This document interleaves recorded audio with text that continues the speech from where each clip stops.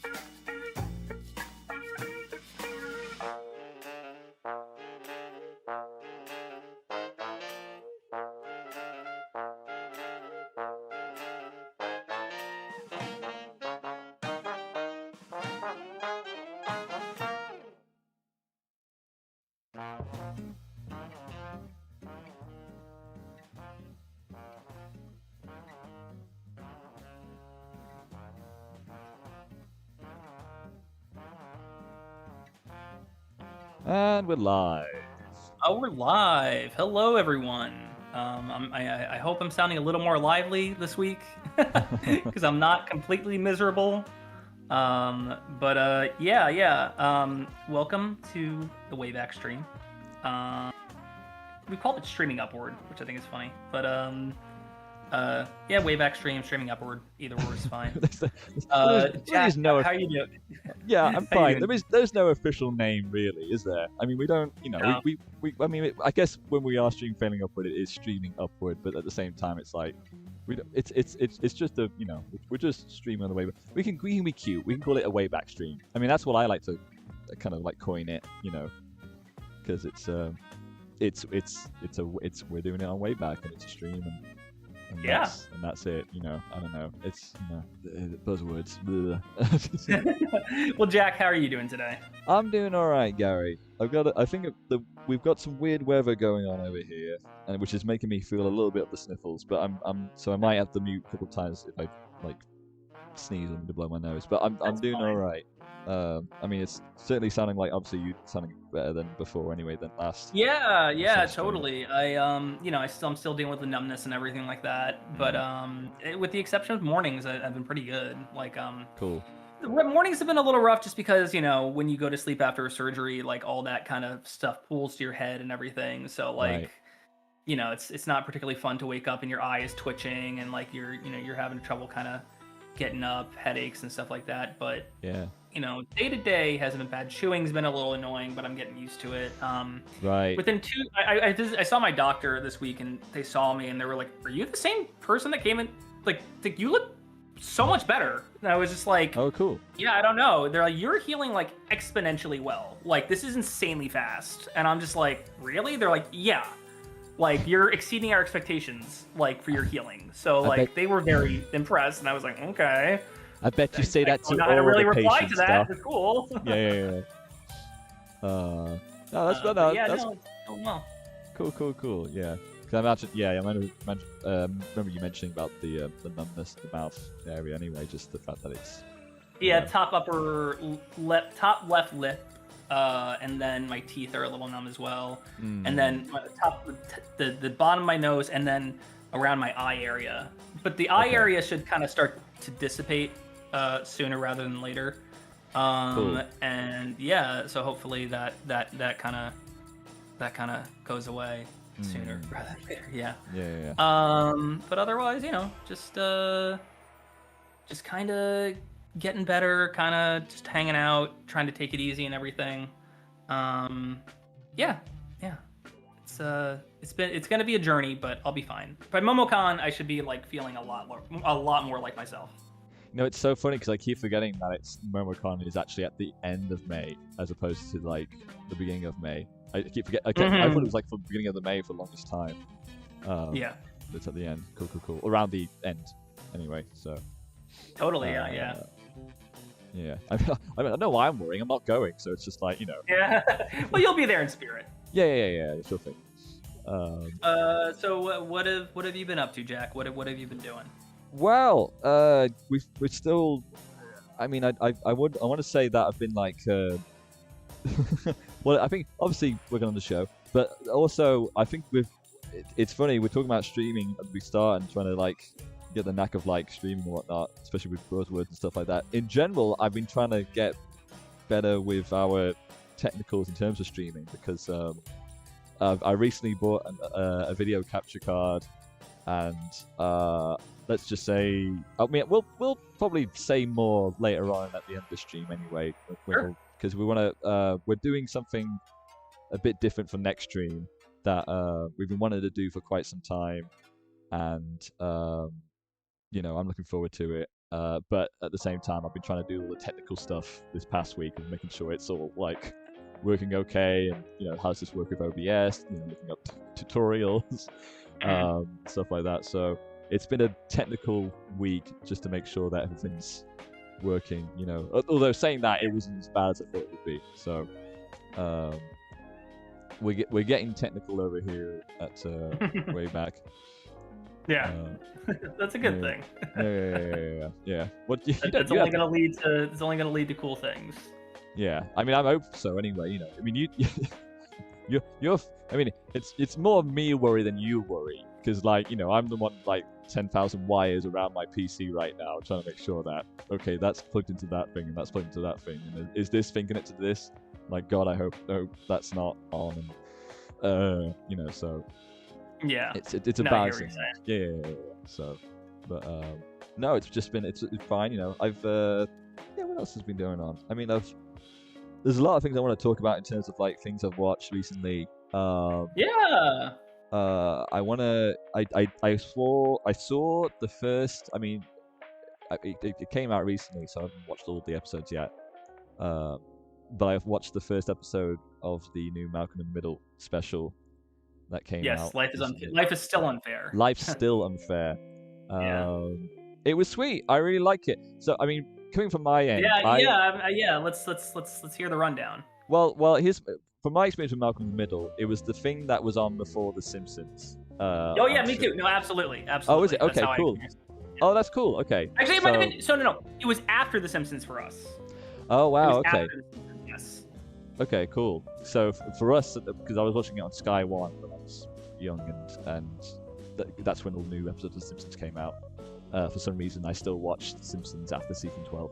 Yeah, me too. But when you're a kid, you don't realize. When you're a kid, you don't see the kind of decline of the show, or not the decline necessarily, but like the change in humor of the show. I guess So like I think for me it was still like the funniest show on TV because I was still watching reruns every night on on Fox. They would just rerun episodes at 7 and 7:30, I think, and I would just watch those every night. So to me it was just all the same show. Like there wasn't like a big gap between the seasons at that point. One of my favorite jokes is from like post season 12, I think, which is the Homer with night terrors thing when he's chained to Bart and it's like cobras. I associate that with Malcolm in the Middle. Like I think that might have been the episode that premiered before the pilot, so maybe that's why I have fond memories of that. Nice. I mean, well, it was the thing that, because it was the thing you had to wait for The Simpsons. You have to watch that first before you go and watch The Simpsons, or it's it's just like, oh, I'm gonna watch this show. But then you come to liking it because it's because I definitely came to like it anyway, just because of just how just how funny all the characters were. From all the characters.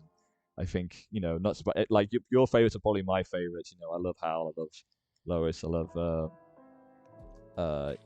just Malcolm, who in terms of like him, just it's funny because the things he goes through, you're always rooting for him, but at the same time it's like why did you did one little thing and it's just like that kind of like messed it up or something like that, or I know what you're saying. Yeah, I mean, and Dewey was always great. He kind of overestimates his own capabilities on handling things. Which I guess I think yeah, go ahead. I was gonna say, which I think is the point, right? It's pretty much the gist of the show. Yeah. Yeah, like if he doesn't have the same, as much as you kind of get annoyed with Hal and Lois, they have a level of practicality that Malcolm doesn't have. And that's pushed to an extreme at points, to the point where it's just they come off as just like not negligent, but maybe kind of just, I don't use the word cheap either because they didn't have a lot of money, but like it comes off to a point of just like absurdism with how practical they are. Sure. But Malcolm is like very much more just like, oh, I can figure this out because I'm smart. And he can't most times. I was gonna say my favorite episode is the one where he kind of just starts letting everything roll off his shoulder. Like, so if Lois comes at him or his brothers come at him, he's like, all right, whatever. And then towards the end of the episode, he gets an ulcer because he's suppressing everything. Yeah. I remember that one actually. Yeah. And his mom is just like, how do you get an ulcer at like 13 years old? I don't understand. Like, she's just like befuddled. Like, she does not get it. And he just like ends up screaming at her, and then she like kind of clicks for a second. But yeah, no, that's a great episode. Yeah. Oh, I love it. I mean, but yeah, I mean, just as someone also who came from like a big family as well, there's some relatability. Although granted, I didn't have like several brothers. I had like several sisters, and I was the only brother. So it was just like, there was a relatability in terms of the chaos that comes with a big family, and such. But yeah, I mean, it was just a very like despite the kind of like the comedy and the craziness, that or the the stuff that came with that, there was something really relatable and grounded in terms of the family aspect, which I really liked. Absolutely. Like I had 3 cousins who were pretty much those kids, and I felt like the Malcolm, in terms of them. Oh, like sure. So I felt like the one who wasn't crazy. But I still hung out with them regardless because they were just my cousins. It was fun. But there was kind of just that level of like these people might be insane, but they are my family. So Yeah. but yeah, like so kind of going back to the new Yes. show, like how are you feeling? I mean, I really liked it. I mean, I've only seen the first episode so far because I don't know how you guys. I mean, I know it's only like. Are they 4 doing episodes. it week by week for you, or? No, I think they're all out, right? They're all out on Hulu. Okay, so it's a drop. Okay. Yeah, it's a drop, which I mean, okay, but I mean, it's whatever, I mean, I usually take, I very rarely like watch all like episodes of a season or a series in a row. I can only take my time with it, but yeah, I really liked it. I mean, obviously, if you've seen the trailers or teasers and stuff, you know what happens. Obviously Malcolm's grown up now, and like he's thinking he's living a successful life in terms of like, in terms of where he's at with his like family. He's in a new relationship and he's got a daughter.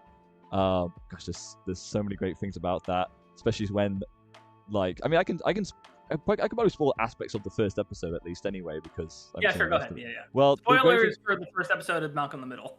Yeah. The new series, of the new specials. Yeah. So bear that in mind. But like, I mean, there's some great bits I want to. I mean, it's so funny that Malcolm tries to like.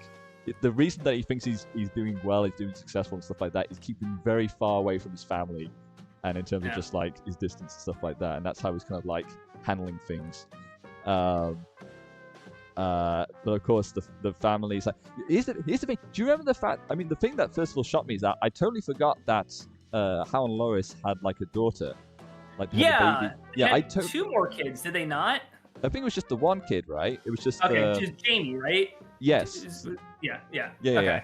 So, that's I mean, that I totally forgot about that. There's a nice little special funny recap thing where it shows like some wacky moments from like previously on Malcolm in the Middle, and then it shows like a montage of crazy moments and stuff like that, which is quite sweet.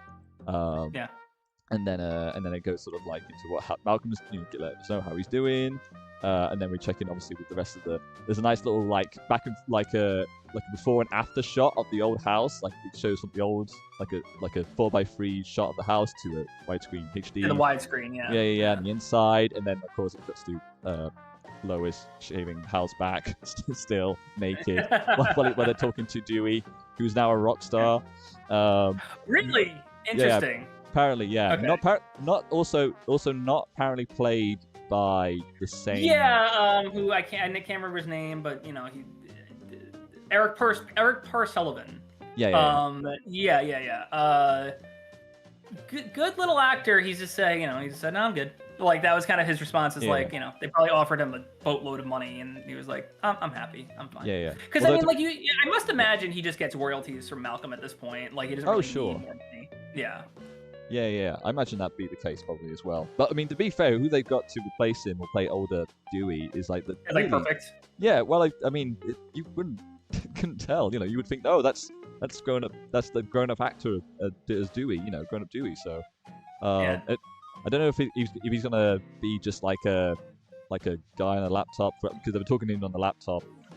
Hal's naked while Lois is shaving. Stuff like that. Yeah. They're kind of recontextualizing the opening, basically. Yeah. So it's very sweet. And then of course, and it's nice because there's also a little moment where what was the name of the daughter actually? Let me double check. It's Jamie, was it not? Was it Jamie? Hang on. Name of daughter on Malcolm in the Middle. Malcolm. Leia? Wait, hang on, no. Yeah, no. That's the new daughter. That's the new daughter, yeah. Yes, no, it's Jamie. Yeah, okay. I thought no, son. Oh, was it? I don't remember. Okay. I don't remember. Yeah. So I'm looking at the wiki and youngest child of Hal and Lois, Kelly. There's Kelly. Okay. And okay. Jamie. There's Jamie as well. Right. Jamie is one of the characters in Malcolm in the Middle, fifth and youngest child. Yeah, there's a son, and then they have a daughter as well. Yes. Okay. Well, you're right. Yeah. There was then two. Yeah, there are two kids. Yeah, two other kids. Okay. I totally missed the other. Hey, K-Master, how you doing? By the way, sorry, this is K-Master. Came in the chat. I just want to say hi. Oh, hey, K-Master. Yeah. Okay. All right. I don't think I've seen them. Yeah, okay. All right. Anyway, no one else is confused. Yeah, it sounds like they're rolling out the characters slowly. Yeah. Yeah, okay. I mean, anyway, but yeah, I mean, I basically, I mean, there's a lot of things to really appreciate, and you know, it's the fact that Malcolm's trying his best to sort of like not only to avoid, because it's Hal and Lois's anniversary, I think, and Hal's always makes an effort, obviously, to celebrate Lois and stuff like that. But I think now Lois is trying to make a effort now to like, because Hal likes to go big or go home kind of thing, because he does this whole song and dance routine in front of her. He dumps like a bunch of flowers, like from like a tractor, like a big JCB truck sort of thing, like over her and stuff like that. You know, and gosh, I mean, it's great. It's actually seen the whole cast in general. You know, all the brothers grown up and stuff like that, especially Reese, and you know, and it's like, you know, obviously he's older, but he's like still the same kind of like character. Yeah, I saw that. He looks exactly the same. It's kind of bizarre. Yeah. Yeah, he just looks like a little taller, and that's about it. Yeah. It's funny because and Francis is like, it's funny revisiting Francis because it always feels like just the side plot of the show, because he was there at the start, but he wasn't. It always felt like a different show in many ways. Like same. You know, same universe but different show, if that makes sense. Yeah, which is a shame, because I remember, like, I think of like the scene where he's like, he accidentally, I don't know, he injures Malcolm or something like that, and he's with the brothers. It's just like, or crashes something. It's like, well, let me see. How bad is it? It's not that bad. And then Reese is like, oh my god, is that bone? What? You know, like, yeah. So it's kind of, yeah, but yeah, I mean, again, the whole cast is kind of just like, it's just the thing is like, it just feels very like, it doesn't feel like too, you know, what's the term? What's the term when it's like, you know, diminishing returns? Let's, you know, basically, where it's just like, you know, it's like, oh, you know, it's remember this, remember that. It's like, no, it's like, you know. Yeah, it's like a nostalgia train, basically.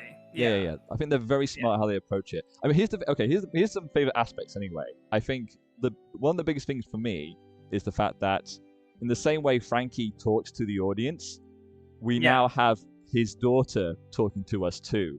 Oh, that's clever. Yeah, so it's very sweet in terms of like, we're almost like returning to obviously teenage young Malcolm, having that sort of repertoire of like, you know, talking to the audience. Not just from we got you know, Malcolm's older, you know, as an old adult's perspective talking to the audience, and now we've got like his daughter perspective on it, you know, and you know, it's almost like, you know, she's Malcolm's daughter, you can tell. So it's like it's that kind of like feeling of like, you know, it's like, oh, we got the two worlds now, but it's like, you know, we obviously got this new generation, and it's seeing their perspective and like how they handle like that kind of like situation when they're talking to the audience in the same way Malcolm did back in the day. So that was quite sweet.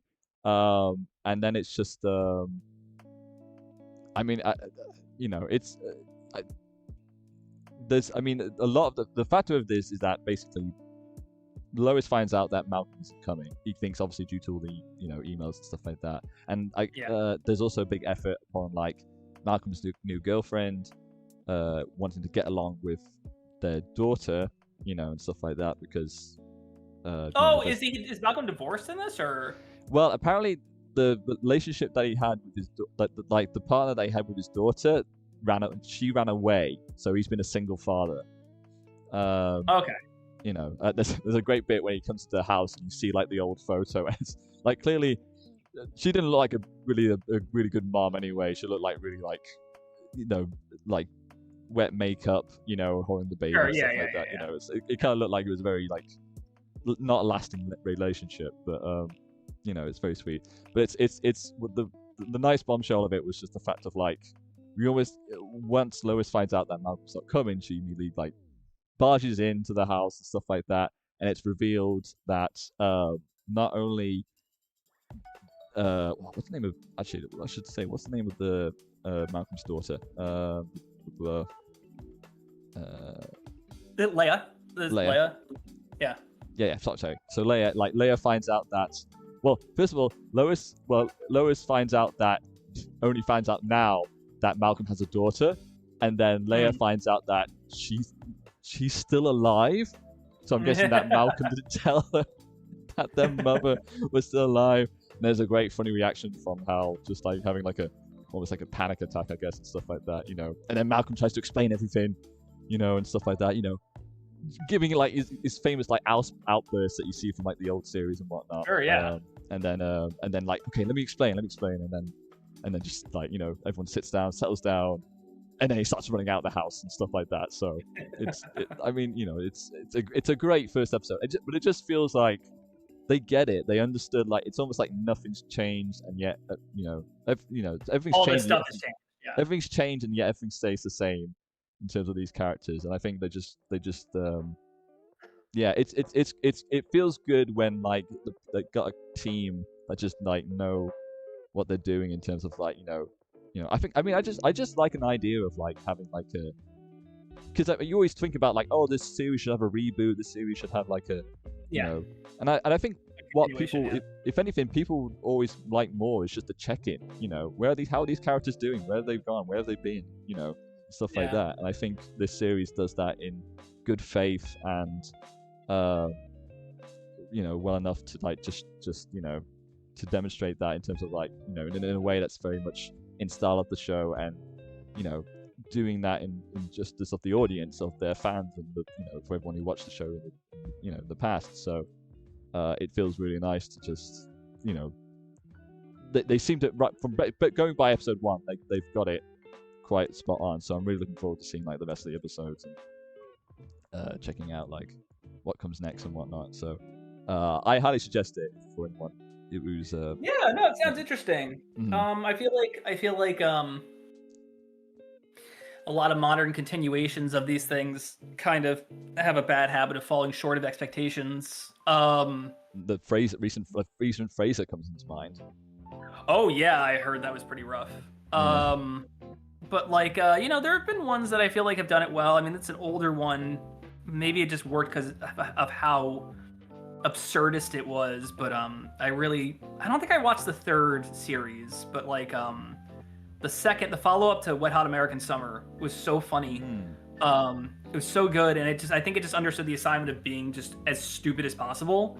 And it was also just funny because like it was the day before the original movie, I think, and or the first day, like the first, yeah. No, it's like 3 months before the original, 2 months before the original movie because it's the first day of camp. But all the actors are like 20 years older, which is like, you know, it worked because it worked like that. But I feel like yeah, I don't know. Like I know they just they dumped the modern Buffy reboot apparently. They were like, we're not doing that. Yeah, I mean, I'm sure there are several reasons they're not doing that, but like I think one of the reasons was like it just was not up to snuff, and they were like, we don't want to damage this brand because it's still, you know, it sells well on, it streams well, it sells well, and all that stuff. So yeah, I mean, and there have been others, but I feel like it's very hard, and you know, I know there have been ones where like it's been, I mean, trying to think how to say this. There was one I was interested in that they were going to do, which was they were going to do a Mission Hill continuation, and it was going to be about Gus and Wally, the gay couple in Mission Hill. Right. And I was interested in that, but then the more I thought about it, I was like, is that enough to really do the reboot with? And I mean, Bill Oakley and Josh Weinstein seemed to think so, and I haven't heard like in-depth things about it, but it was one of those things where I'm like, I could see why a studio wouldn't want to do that, for bad reasons, and then for good reasons, I guess. Like for bad reasons, you know, homophobia and stuff like that, which is disgusting. But like, you know, for good reasons, maybe it's like, well, you know, you're not giving us all the characters. We want to see what Andy and Kevin are up to as well. Sure. And they said, oh, they would be in the show. They just wouldn't be the focus. And I guess that it's like, I guess from a pitch standpoint, it's a little confusing. But I think those characters had such good. I think they are like the funniest characters on the show. They're like, I would argue that they're top tier characters. It's just one of those things where it's like, but I'm really in it for Andy and Kevin. You know what I mean? Yeah. Like I really want to see where they're going. Sure. But yeah, I mean there's that, and then you know, I saw a document for there was a Recess reboot, and I always said, this is gonna sound crazy, but like if you wanted to reboot Recess, Yeah, and you're familiar with Recess, right, Jack? Oh, of course, it was one of my favorites Yeah, growing up. Yeah, there were character, specifically with TJ, I didn't like that they just made him a loser. I was like, no, I feel like TJ would have gumption to be like really good in life. Like, I feel like he would have been like the principal of the school, to be honest. But I guess, I thought he got so close to Principal Prickly that he would have been inspired. But no, it's Randall as the principal of the school. I'm just like, oh, come on, that's the bad end. But I didn't like that. And I kind of just like, not for me. But I always said like, it's gonna sound weird. And maybe this is just a very weird pitch for a Recess reboot. I would have done Recess. I think of all the things they've made live action, I think that could have been a fun live action show in the style of like The Office or something. Oh, sure. Yeah, but there was a documentary in the 70s called 7 Up, which was about kids and they would follow them every 7 years. Yes. So I think you could have done something like that too. Yeah,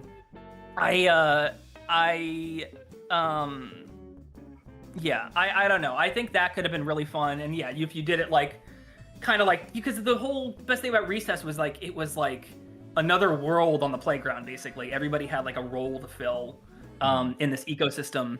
And I always really liked that. I think if you kind of take The Office and plaster it on that, I think it kind of works. I think it's kind of funny, especially and to have a kid show like that would be really unique. I don't think there are a whole lot of mockumentary style kid shows, so I think that could have always been really cool. But yeah, I don't know, the document I read, I mean, like, more power to them. That's their vision and everything like that. That's just not how I saw those particular characters shaking out. Unfortunately, they listen, I know this is probably a very personal thing for them, and they wouldn't want to recast the guy, but the kid who played Mikey passed away. I know that.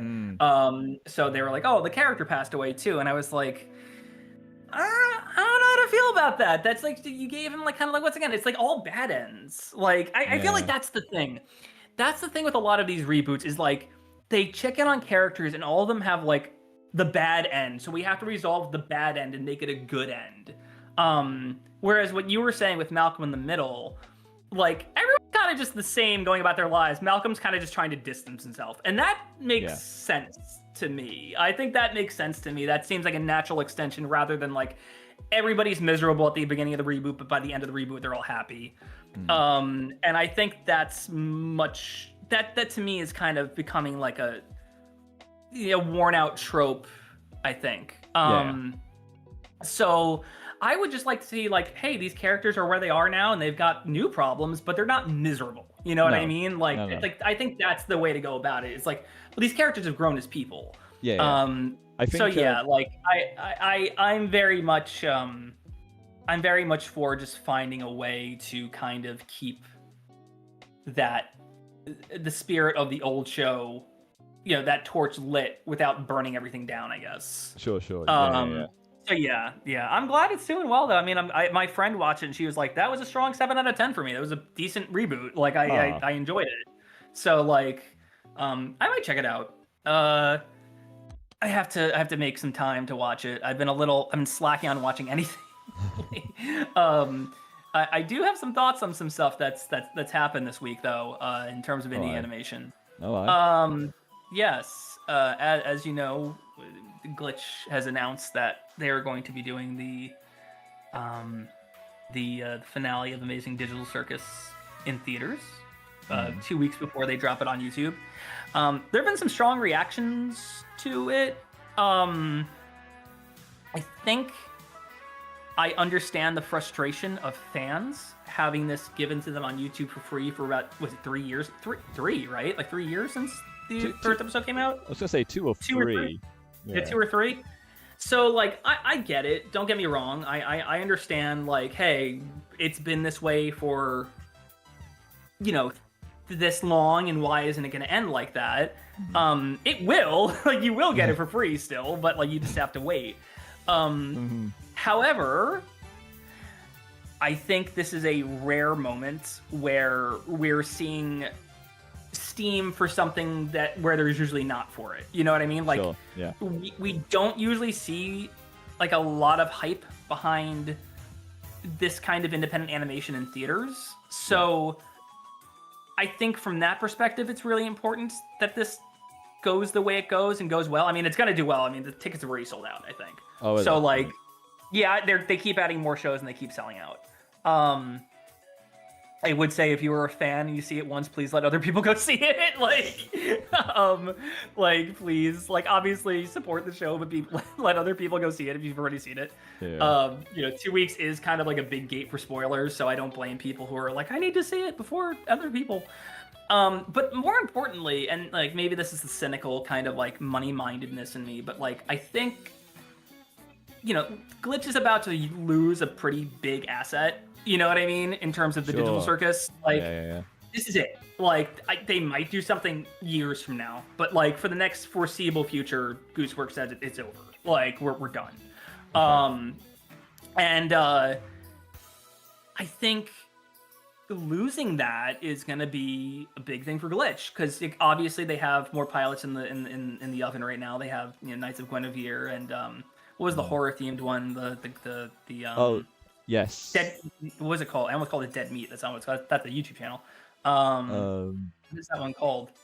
Come to me. Gaslight District. Gaslight District. That's it. Yeah. Gaslight District, and they have Ross's new one coming out. Yes. And I think Ross is like a full show, right? Ross is like a miniseries. It looks like it, right? It looks like a proper... I believe it is. So they've had 3 new things, and maybe they have more. I don't know, but that's the stuff I know about. And like Digital Circus, though, regardless of how much I dig those other pilots, it was just a massive like runaway hit. Yeah. And like I think you have to take that into consideration when you are kind of like getting upset with Glitch being like, well, yes, we want this to count. Like, we need to make sure that we are getting some kind of return on this. And I think that's totally valid. I mean, like, if people are like, oh, well, they sell so much merch. I'm like, well, they have to pay for the merch too. You know what I mean? And if that merch doesn't sell, they're screwed. Like, oh, the YouTube rev. I'm like, YouTube rev is nothing. Like, oh, what about the Netflix deal? We don't know the details. Like, it's all these things where it's just like, I don't have enough concrete information to believe like they are making tons, like hand over fist money. So I think it's understandable. It's like, hey, we're about to lose this big thing. Like, we need to go all in on this. And like, we really need to. And to be fair, they only wanted to be in there for a week, apparently. They were like, we want a week, exclusivity to the theaters, and that's it. Yeah. And movie theaters were like, we want a month. And they met in the middle at 2 weeks. Yes. And, unfortunately, with these movie theaters, they don't have a whole lot of power, in terms of the Glitch doesn't have a whole lot of power in terms of negotiating. So I just think I understand where people are coming from. I get it. Like, I totally understand the frustration. Oh, I have to be offline for 2 weeks and da-da-da-da-da. I get that. And I sympathize because it would drive me crazy too. But at the same time, my reaction would be like, and then I'd be like, okay, all right, fine. Like, I'll do something. Like, and I will say this, like, if you are an artist or whatever who's like super inspired by the Digital Circus, like, legitimately just take 2 weeks off social media and put that into something creative. Like, go draw a piece to celebrate the movie coming out. Yeah. Do something to really like pass the time. Because in the end, this is only helpful for those other pilots and anything Glitch has going in the future. So like, I don't know. I understand the frustration, but at the same time, I'm just like, if I were a massive Digital Circus fan, I would be like, yeah, of course. Like, I'm frustrated, but yeah, I mean, I want this to do well, and I want, I want these people's work to reach more than just, the YouTube audience. So, like, I don't know. It is what it is. It's frustrating, but I think it's the right move. I think it's really cool that they got what they got from the theaters, because like I said, like, bargaining with movie theaters is very hard. I'm sure you've heard Markiplier's uphill battle with getting Iron Lung out and stuff like that. Like, sure. Yes, I heard. Yeah. And then like his fans really came in clutch. You know what I mean? Yeah. Like they were the ones who kind of like, he's like, yeah, we want this, and that movie ended up doing like, I think, like second at the box office behind like a really big movie. Oh, it was behind Sam Raimi's new movie. So like, that's incredible. Yeah. I just think it's important. I think, especially as streamers and bigger companies start moving away from theaters, like indie people coming into these theaters and kind of keeping them alive is a very interesting concept to me. Mm. I think it's just really cool. I think more people should be excited about it. Um,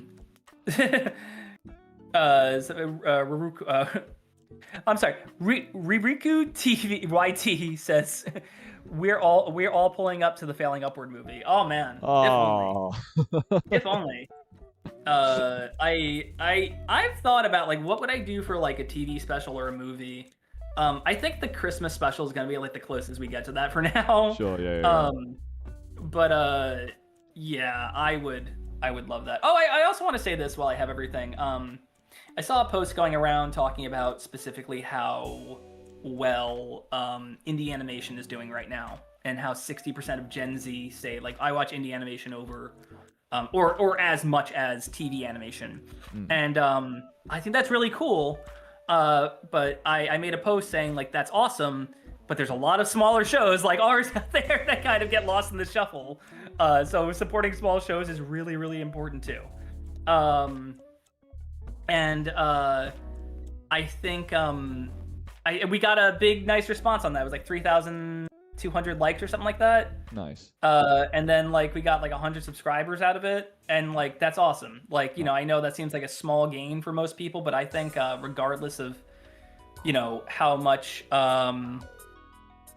like how much actual traction we got, I just think like small like those kinds of bumps are like our lifeline at this point, like those kind of like bumps in interest and everything, because that gets us boosted in the algorithm and getting all that stuff. So like that one of those could like be like a big breakthrough moment for us. Like maybe it won't be this one, maybe it'll be 3 down from now, but like it just takes the right person seeing it and sharing it for it to take off. Like so those are really important to us. Doesn't really matter how many, actual subs we got from it, but like when it breaks through like that, because it's happened once or twice, and like it's always really cool. I think in perspective of like, it's just I think we've obviously been working on this show and been doing this for quite some time anyway, and in general we've been really trying to make an effort to really push this show, despite how long it takes obviously to make, produce, and all that such.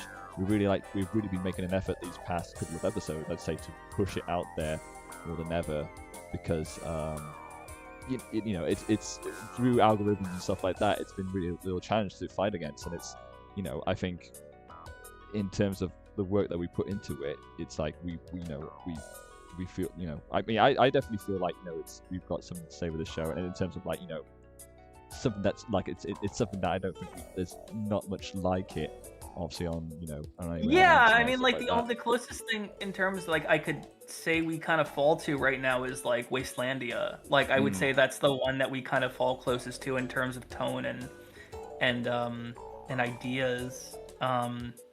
But yeah, there's not a whole lot of slice of life stuff out there at the moment, and if it is, it's either just as small as us or smaller. So like it's tough to really kind of to really get a boost in the algorithm, but when we get those little boosts, when we see like 100 subscriber increase or something like that, that's also telling YouTube like, hey, these guys keep getting these bumps, like maybe we should really start sharing their stuff. But it's you don't know when that's going to happen. Like it is completely random. Like there's really no way to it would be crazy if the next episode, because it's technically the last one in the order, like did really well, and then everyone was like, oh my, that would be great, because then that would help us to do the Christmas episode. But we really don't know. Like that's the whole thing. Like we really don't know what's gonna happen. And I agree with you, Jack. Like it's just like we put a lot of work into it. We do these meetings. We have we talk about what we want out of each episode, and it's kind of hard to just to break through. Like even like, you know, I would say we do better on Newgrounds, but I would even say like the last episode on Newgrounds didn't do as well as the other first three. I can't tell you why. You know what I mean? Like we got you know, we got a daily top 5. We got you know, we got front page, we got all that stuff. I don't know why the last episode didn't do as well. I think it's just, once again, like even something like Newgrounds has like a weird kind of like, you know, the user base comes on at certain times and they don't come on at certain times. Like it's very bizarre. Like I don't know how to crack the code. It's not, you know, YouTube isn't appointment watching. You know what I mean? Like it's just like, oh, something new is up. Well, I'll watch it later. And then sometimes people forget. You know what I mean? I'm very happy with, like, you know, OK Nightmare did really well on Newgrounds. Sick Day did really well on Newgrounds. But the first episode and this episode, new one, they did okay. You know, they got their things, they got their recognition, but like view-wise, I'm just like, what's going on? Like, what? I don't understand what the difference between, like, there's not like a jarring tonal difference or a jarring animation quality difference. It's just like, you know, it's just chance. It's a game of chance, basically. Yeah. I mean, I will say though, I think these basketball episodes anyway, we've been doing it's some of the best production wise we've done, you know, in terms of like. Oh yeah, no, I think these last couple episodes have gone in good ways, like completely off model at points. Like you know, sometimes we'd have to go back and like rein things in a little bit, but I think overall, I think yeah, these last two specifically have been great in terms of their visuals. So, you know, it'll be interesting kind of doing these next one, this next one, which has, I mean, I think the next one has really cool visuals too. Yeah.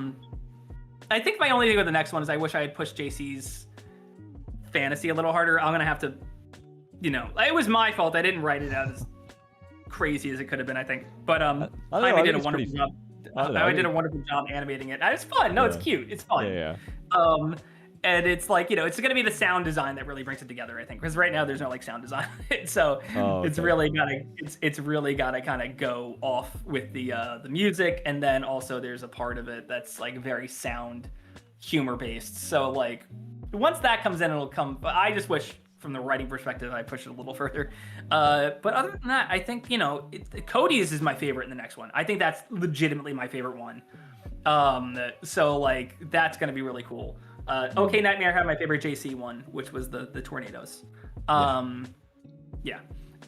So like that, and I still, like, somebody commented saying like that's actually scary. Like, and I was like, I know it is actually scary. But yeah, no. So like, to kind of wrap that thought up, it was cool to get the bump. They're really important. And yeah, I mean, we unfortunately don't function with the same advertising budget as Glitch, you know, or you know, Spindle Horse, or like those bigger places, which, you know, they're valid. They do everything on their own, and like they're cool. But it's just kind of hard without that for us. Like, and that's, and that's not to say that we have not, you know, of course we're not trying to push it, and you know, we're not. No, I think they're totally valid in what they do. It's just literally just like we just don't function on the same financial level. Yeah. I mean, we've definitely. I mean, especially in terms of now, we're definitely trying to. We're doing things that make sense to help fund indie animation. That's why we've been pushing a lot of merchandise stuff and doing a lot of like, you know, we're getting out there more so than ever now anyway, especially with the upcoming MemoCon, and obviously we've done some talks. And, you know, there was Gary, you had a guest appearance at someone else's indie showcase event. Oh, is it Pan Pizzas or? At MomoCon. It was at MomoCon, right? Oh no. Well, no, that's later on. I'm talking about the one previously that you. There was someone else that you had like someone else debuting their pilot or something like that, and you know you had like some of the people that were there. You gave out some rare promos. Right. No, that was my friend Jack Cusimano. Yeah, he had a new episode of his show Broats coming out, which is, by the way, check out Broats if you have not checked out Broats. That is like. I would consider that our sister show right now in its own weird, warped little way. I love Broats. It's great. That's Jack Cusimano, who's he works on Rick and Morty right now. He is a wonderful animator. I think he's awesome, and he completely like owns everything he does in terms of just like his humor and everything, and like he's very just like got a strong voice, and I think he's great. It's kind of shocking. He was I know he pitched Broach to Nickelodeon at one point. So and they passed on it, and he kept it, and then he worked with the voice actor who voiced opposite him, who is Adam MacArthur, who you probably know from Star Versus as Marco from Star Versus. So he's on that show, and like they were able to kind of do all that together. And they still work together, which is awesome. And he does it out of his own pocket at this point. And it's just really good. You know, like I think Jack is like another, he's around like the same level as subs as us. I think he's like 2,000 more or something like that. But like still like just a wonderful smaller show that like I wish got more recognition than it did. But it's just like, it is kind of like, I think right now, just some of these bigger companies, still indie, I just want to say that, still indie, have just have bigger advertising budgets. They have better rollout. You know, they're able to get, you know, just more out there. And the merch is obviously a big part of that too.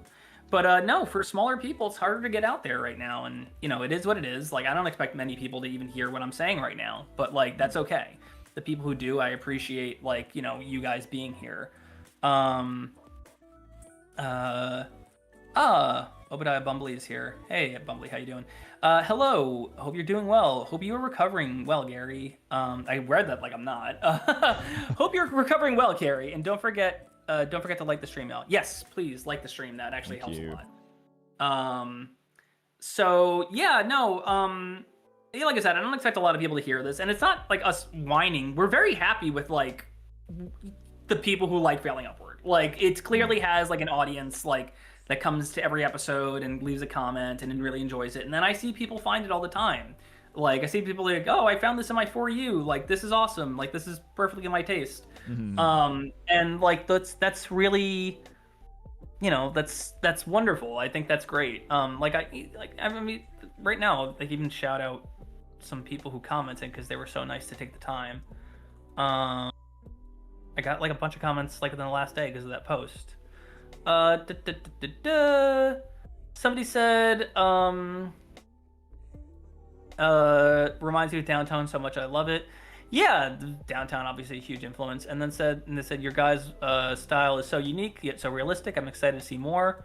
Yeah, like just stuff like that is like great. Like, and it boosts us obviously, and it just shows that people really dig our stuff. So I'm really happy that people are finding it and liking it. But it is like, you know, like Jack said, it's like an uphill battle. But we're up for it. We do it because we love it. And, you know, we're excited to do more. And I'm really excited to share the next episode and Starstruck with you guys. Actually, it's so funny. Dom Farah is editing Starstruck as we speak. He's editing it down just the comedy beats and everything for the composer to overlay the final tracks over. And then he's going to do sound design. So I don't know what version we're going to show up with at MomoCon, whether it's the sound design version or just the score version. But it gets the point across regardless. You'll see. I would assume at the least it's going to be the score version, but we'll see what we can get in there. It's really exciting regardless. Yeah. So like, I'm excited to share that. I think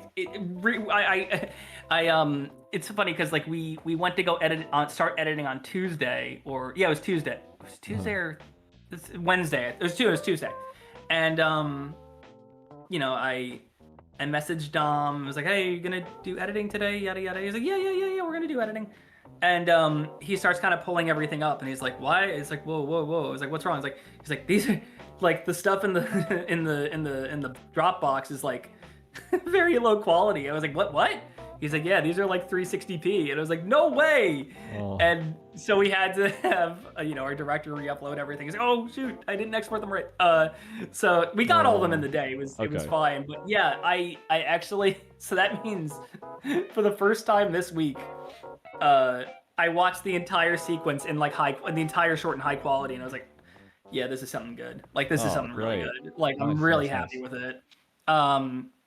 Once we get all the sound design stuff kind of like worked out, all those kinks worked out and everything, I think we're gonna have something really cool. So I'm very excited to share it with you guys at MomoCon, even though it might not be the final version. I think you guys are gonna like it regardless. Just wondering, is anybody? I know there's a couple people in chat right now. Is anybody going to MomoCon? If so, if not, that's fine. but I'd be curious to know if anyone's going to MomoCon. Yeah, because I'm really excited to kind of do a panel there and everything. I saw some people. I posted on Reddit that we're going to be going there on the MomoCon subreddit, and a bunch of people liked it. So I was like, oh, maybe there's going to be some people coming. So I'm excited. We're going to have. I was gonna say we'll probably do another advertising. We'll do another advertising push about it. So we want to remind people that we got merchandise, we got the panel. There'll be exclusive, limited items that will be there that we'll be giving out. So it's that's why I was kind of I was like worrying upon like I gotta make sure we got some of the show for like the panel, and then it's like, oh, do we have to do more advertising? Do we need to promote it more? Because it's coming up to May, and it's like, so it's like, it's but of course I forget.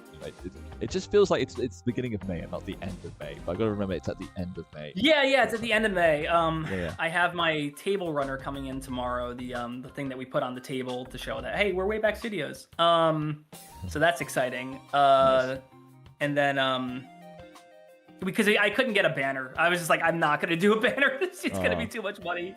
But we're going to do a table runner, and then we're going to have some mod. We'll be bringing some TVs. So we're going to hook some CRTs up and put some Failing Upward stuff on them. Sweet. And then Starstruck stuff as well. And then, that's going to be really cool. And then he'll also have a playable demo of Devil Chaser there, which is a mod's new game, which is really cool. It's like a PS1 shooter throwback. It's a third-person shooter, so you're running around, kind of like blasting each other on a map. It's really cool. It's got like a big cartoony, like late '90s aesthetic to it. I'm very excited. It fits in with our stuff perfectly, basically. Oh yeah. It would totally be a game that like Cody would be playing in the background of an episode. So like I'm excited to kind of see that up on a CRT. It's gonna be very cool. Nice. Yeah, I think he's doing it, if I'm not mistaken, I believe it's in 4x3 as well, so that's really cool. Because it's going to run on CRT, I'm assuming it's going to be in 4x3. Just very exciting stuff. Ruruko says, no, unfortunately, I'm planning on going to VidCon, though. It's funny you mentioned VidCon, because maybe Dom could take it to VidCon as well. That could be cool. I'd have to ask him, though. I don't know if he's going this year. I'll ask him. K-Master says, wish I could. Some year I will. I hope so, K-Master. I've heard MomoCon. This is my first year at MomoCon, and I've heard it's very fun. It's like a great place to hang out with other indie people. And obviously, Jorge Gutierrez is going to be there. Very exciting. Clearly, like, one of the best people in the field. Talk about like a defined voice and like animation, like that's the guy, I think. Oh, cool. Like I mean, he did El Tigre and Maya and the Three and those shows. Yeah. So I know he was working on a Lego movie for a bit, but then the movie got canceled. Sadly, there was like a Lego race movie or something like that. Yeah. Well, I'm very excited upon what you might be working with because he's announced a secret project with Disney. Yeah. And he said it's an IP they have, so. I'm very interested to see what it is. I mean, oh my god, if it's... Oh, he said we would not be surprised at what it is. So I'm curious because they already didn't they do? Because I'm thinking because obviously a lot of his stuff is like from his Mexican heritage. Yeah. So I was wondering, I'm like, it's not like three Caballeros. Yeah, it's not that because they already did a remake of that, right? Like recently. Well, it was a TV series, and it wasn't.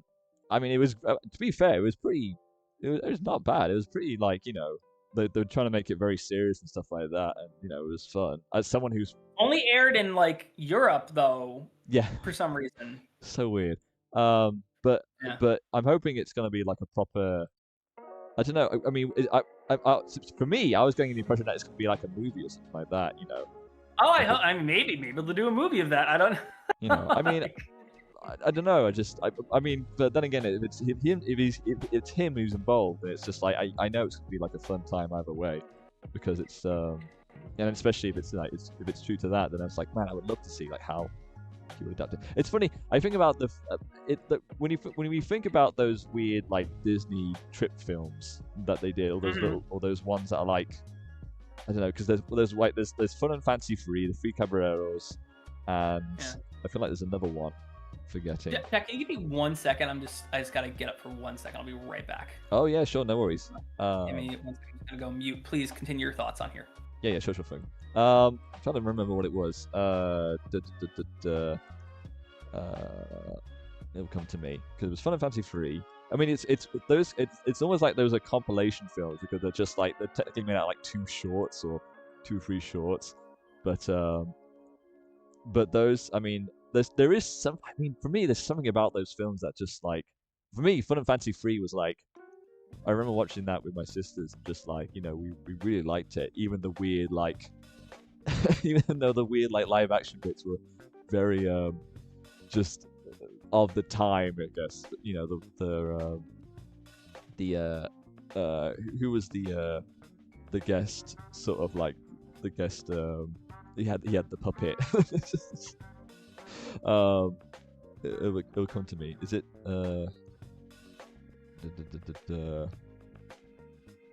Edgar Bergen?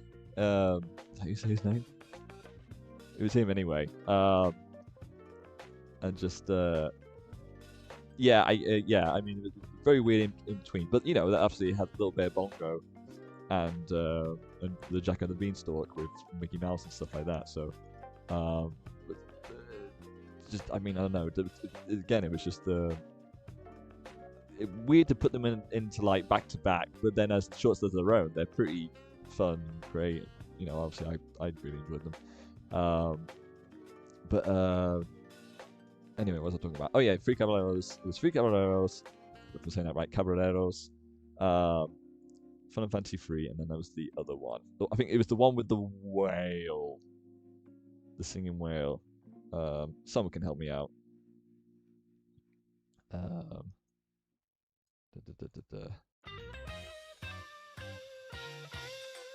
come to me.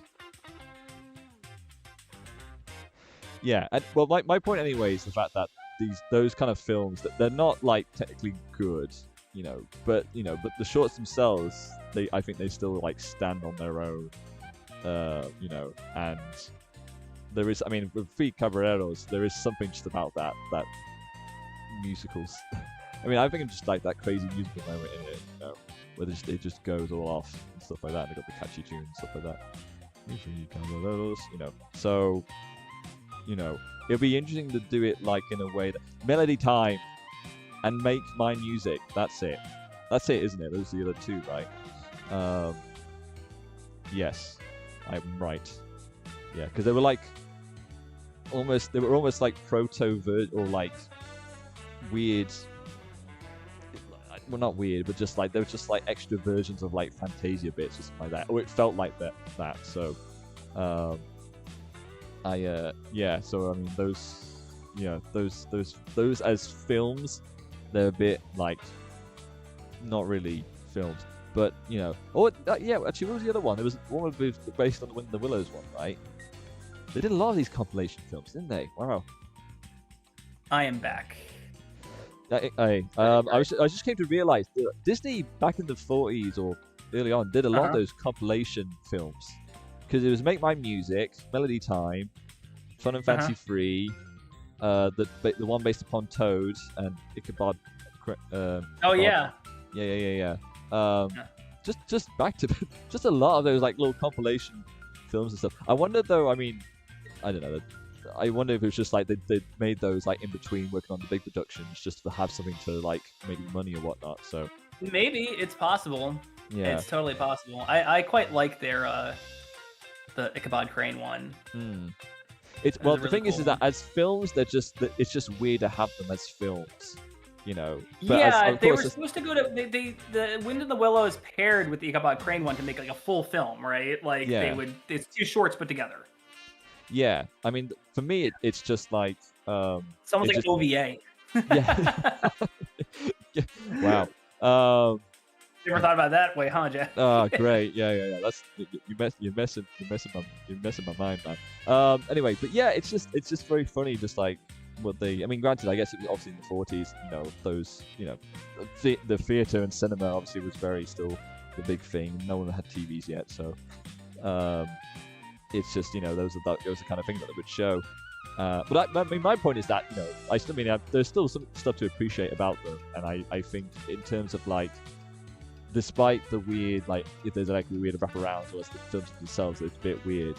Like, you just wonder what the coercion between Ichabod Crane and the Toad one. It's like, you know, it's like, what's the, like, why would you the link? yeah. I know they're based on Doesn't matter. You know, yeah, I know. It's just like, you know. But anyway, but my point is that as shorts, they're fun shorts. So it's just like, you know, what does it matter? You know, what does it matter when like the animation is great? I mean, my personal favorite, I was just saying, is Fun and Fancy Free. You know, so. Bongo was another one I was thinking of. Bongo. That was Fun and Fancy Free. That was the. Okay. It was that back to back with the Jack and the Beanstalk adaptation. Yeah. Bongo was a movie I really liked as a kid, and it's a very bizarre movie for Disney. I don't know. I don't know. It's the bear, right? Yeah, it's the. And we learned that how bears fall in love is that you slap them. Yeah. Like, it's so funny because I mean, I remember watching it when we were a bit older, me and my sister, and we're like, "What the hell?" Like, I don't remember. It's a very bizarre movie. Yeah, I feel like it was probably cut out from our tape or something like that because we don't remember that musical scene at all. VHS. We definitely had it on VHS. Yeah. Same here. Or, you know, just one of those ones my mom would walk in and she's like, "This," and I was like, "Yeah." Even she was just like... I brought it up to my mom like a couple years ago. She's like, "What a weird movie." And I was like, "Yeah, I know, they slap each other." You know, I mean, you know, it's not a good moral, I guess, for children to like take in. I guess, you know. No. But, yeah, kids don't do that. But anyway, it's also just funny, I guess. But yeah, I'm just thinking of a kid watching that now, you know, and there's a girl he likes, and just a massive like lawsuit, like right after. Yeah, it's not a. Yeah, it's one of those things where it's just like, oh, like, you know, if you had a friend, you'd slug him in the shoulder because that's how you showed him you like him or something. You know, it's it's a very weird thing in retrospect. It's like, no, we probably shouldn't be teaching kids to do that. Like, it's not how you should express yourselves. But again, is that true? Is that true though for bears? Like, you know, that's what you. No, for bear, I just know for kids they like slug each other in the shoulder because they don't know how to like express their feelings. Oh sure, yeah. But no, I don't know. Do bears slap each other? Look it up. Hang on. Hey Siri, do bears slap each other? Yes, bears do slap each other. Sure. Yes, apparently it is a thing. Okay, and I mean, it's but they make it so cartoony. That's the thing. Yeah. I just don't think it was worth the musical moment, guys. It's just like, look, we gotta fill this out for the feature, all right? You know, we've got to get to the main. Can't we just fill out the Mickey and the Beanstalk one? No. You know, it's gonna. You know, I just don't know. I don't know what their thinking was. Anyway, yeah. What's we were talking about Disney. We're talking about the Jorge. Yeah, but Momocon. That's how we were kind of started this because of the Jorge Gutierrez. Yes, sorry. Dana Paris is going to be there, which is awesome, obviously. And a bunch of other people. Paul Dini was going to be there, or am I? Tom Ruger. Tom Ruger is going to be there. You know, did Animaniacs and stuff like that. Oh, cool. His son Nathan Ruger played Skippy Squirrel on. Yes. Those were always my favorite segments. I loved Slappy Squirrel. That was like one segment on Animaniacs that like I could kind of miss everything else, but Slappy was always very funny because I like the core concept of like she's an old retired cartoon. It was always very funny to me. Specifically in the episode with she takes her to see Bumby instead of Bambi. Yes. And then, you know, Bumby's mom gets shot, but then like, you know, Slappy is just like, it's just a movie. Like, what's wrong with you? Yeah. And it's That's like, I great. know her. We were friends. She's an actress. Oh my god, funny stuff. He also played because he was a kid. He also played Little Plucky Duck. So like Oh it's yeah. like water go down the hole. I remember Yeah, that. That was like, yeah. oh my god. Every kid at my school would say that all the. I don't know what our obsession was. Like we just thought it was so funny. Sure. I don't know. Kid brains are weird. I'm looking at everything right now. The Critical Role people are going to be there. Kari Walgren, huge fan of hers. Pan will be there. Paul Dini is going to be there. Okay, cool. Tracy cool. Butler will be there. Tom Ruger. Sherry Stoner, the voice of Slappy, will be there. That's awesome. Nice. I know I'm advertising to people. They're like, we're already not going, Gary. We told you. But it's No, just in case. he's making me feel bad because obviously I'm not going to be Yeah. there. So it's just like, look at all these people going to be there, Jack. It's like, great, thanks, Gary. Toonerific Tyreek will be there, who's another great YouTuber. He has a new indie show that's gonna have a Kickstarter going up in May. Definitely support him. I was actually looking back to our Facebook. He's like one of our earliest fans. So sweet. Yeah, he's a really good guy. Just kind of going down, seeing some people, but who's like really popping out to me? I said Pan's gonna be there already. A lot of the people from Digital Circus, a lot of the voice actors. Hey, Wayback Studios, I know those guys. Who? Yeah. Oh, Solid JJ is gonna be there. I love Solid JJ. But yeah, there's a lot of people here too. Like I just really like. Solid JJ is the guy who does all of those. They're like the stills from like Super Friends, and then he like dubs over them. Oh, cool. Yeah, I like his stuff a lot. He's very funny. But no, it's a bunch of cool people, and if you're not going, maybe consider going. I don't know. It'll be fun. No, I'd be very interested to see how many people come out to the panels. Let's see, maybe coordinate something ahead of time. Be like, hey, we're doing this, and I just need the time when our panels are. That's the thing. We're still waiting on that. Apparently, they are coming out this month. They actually had to. I know they asked me.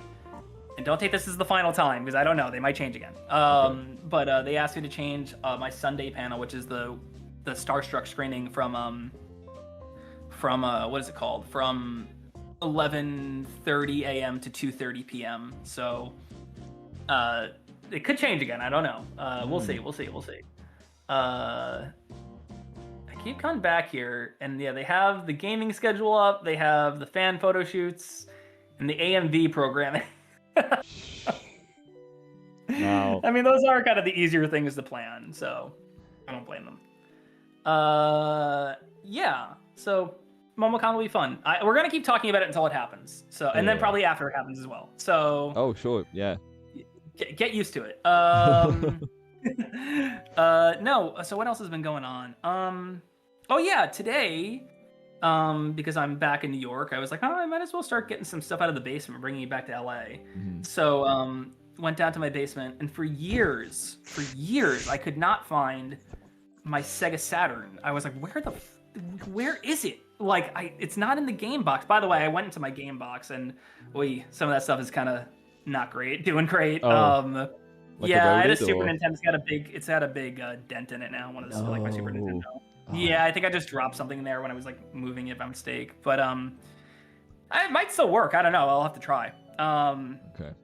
But I finally found my Sega Saturn, and the reason I couldn't find it was because it was in a box marked my dad's bedroom, and I was like, well, yeah, I'm not gonna open that. That's my dad's bedroom. That's like his like the pillows and stuff. Oh. But then I pulled it out a little bit just to get to know.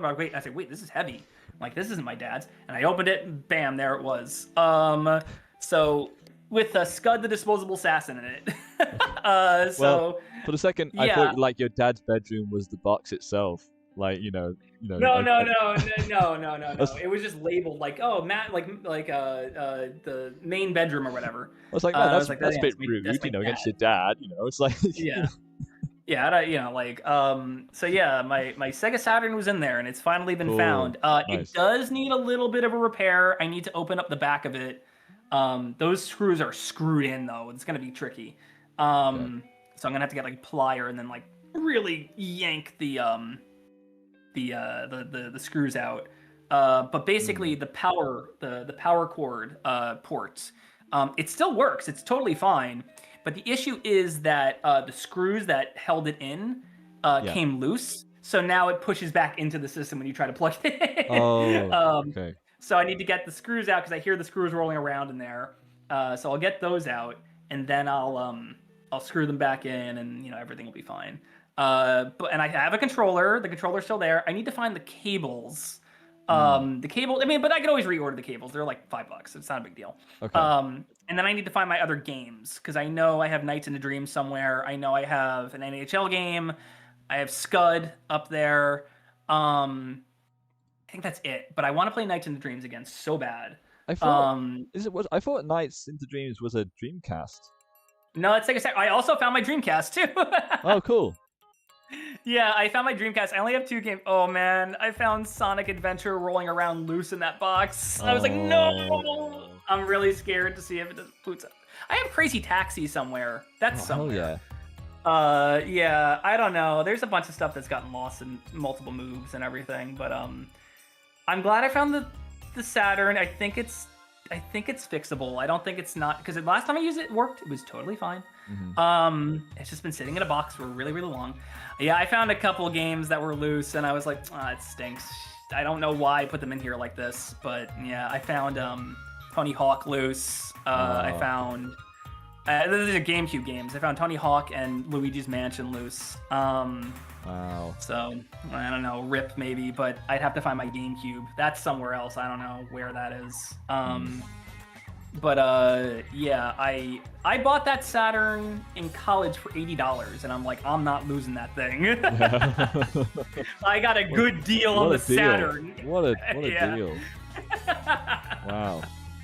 I got a good deal on that Saturn. I think I bought Knights for like 15, and like in the with the box and everything. Yeah. Cool. And then the NHL game for like 5, and then Scud for like 10 or something. Like so like I'm not losing these. So I gotta fix it. I know it still works. I just need to kind of open the back up, get the screws out, and put them back in the way they're supposed to be.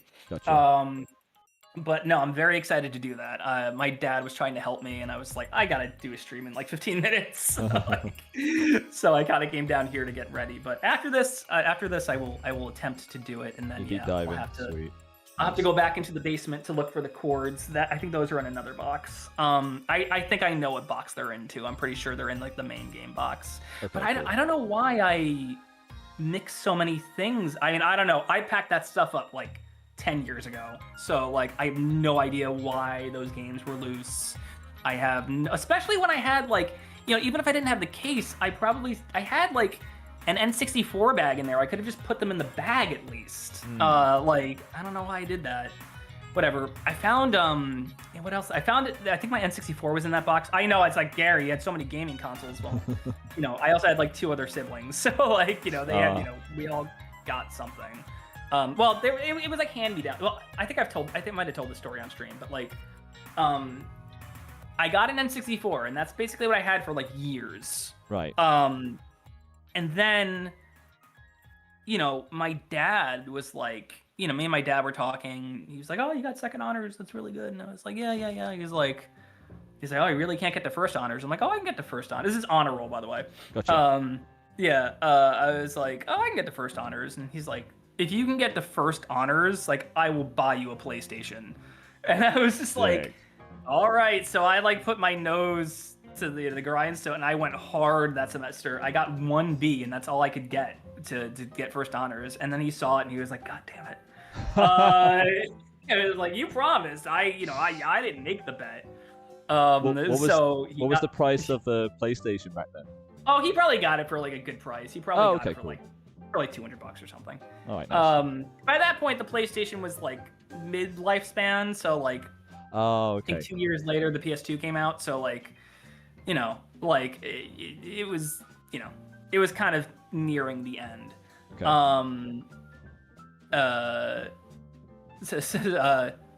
Oh, somebody asked, what does JC's name stand for anyway?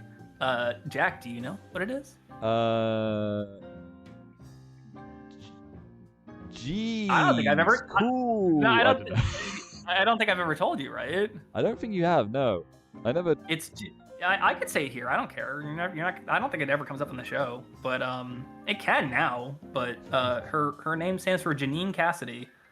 Oh. Yeah. So I just thought that was really cool. I don't know, Janine Cassidy.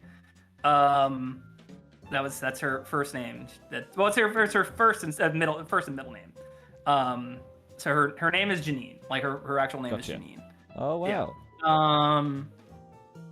So yeah. And then said Scud got a goated OST. Yeah, Scud OST is really good. It's I remember I put the Saturn disc in my CD player and it started playing. I was like, whoa. Like that's so cool. I played the soundtrack. And then there's like a Dead Alewaves sketch on there. The Dead Alewaves were Dan Harmon's old sketch comedy group. Oh, cool. So Dan Harmon had some stuff to do with that game, and yeah, who's the guy? Rob Schraub was the creator of that comic and the game as well. Oh, nice. Yeah. Have you ever heard of Scud, Jack? No, I think I have. I think if I saw an image of it, I would probably definitely. It's the yellow robot guy. He's got a gun. Yeah. Here, I'll post an image. Go on. You find it. Yeah, I got it right here. Got it right here. Wait, how do I? There we go. Okay. Wait, where'd the thing go? You popped out the player into another. Yeah, okay, I see. Okay, cool. There he is. It's good.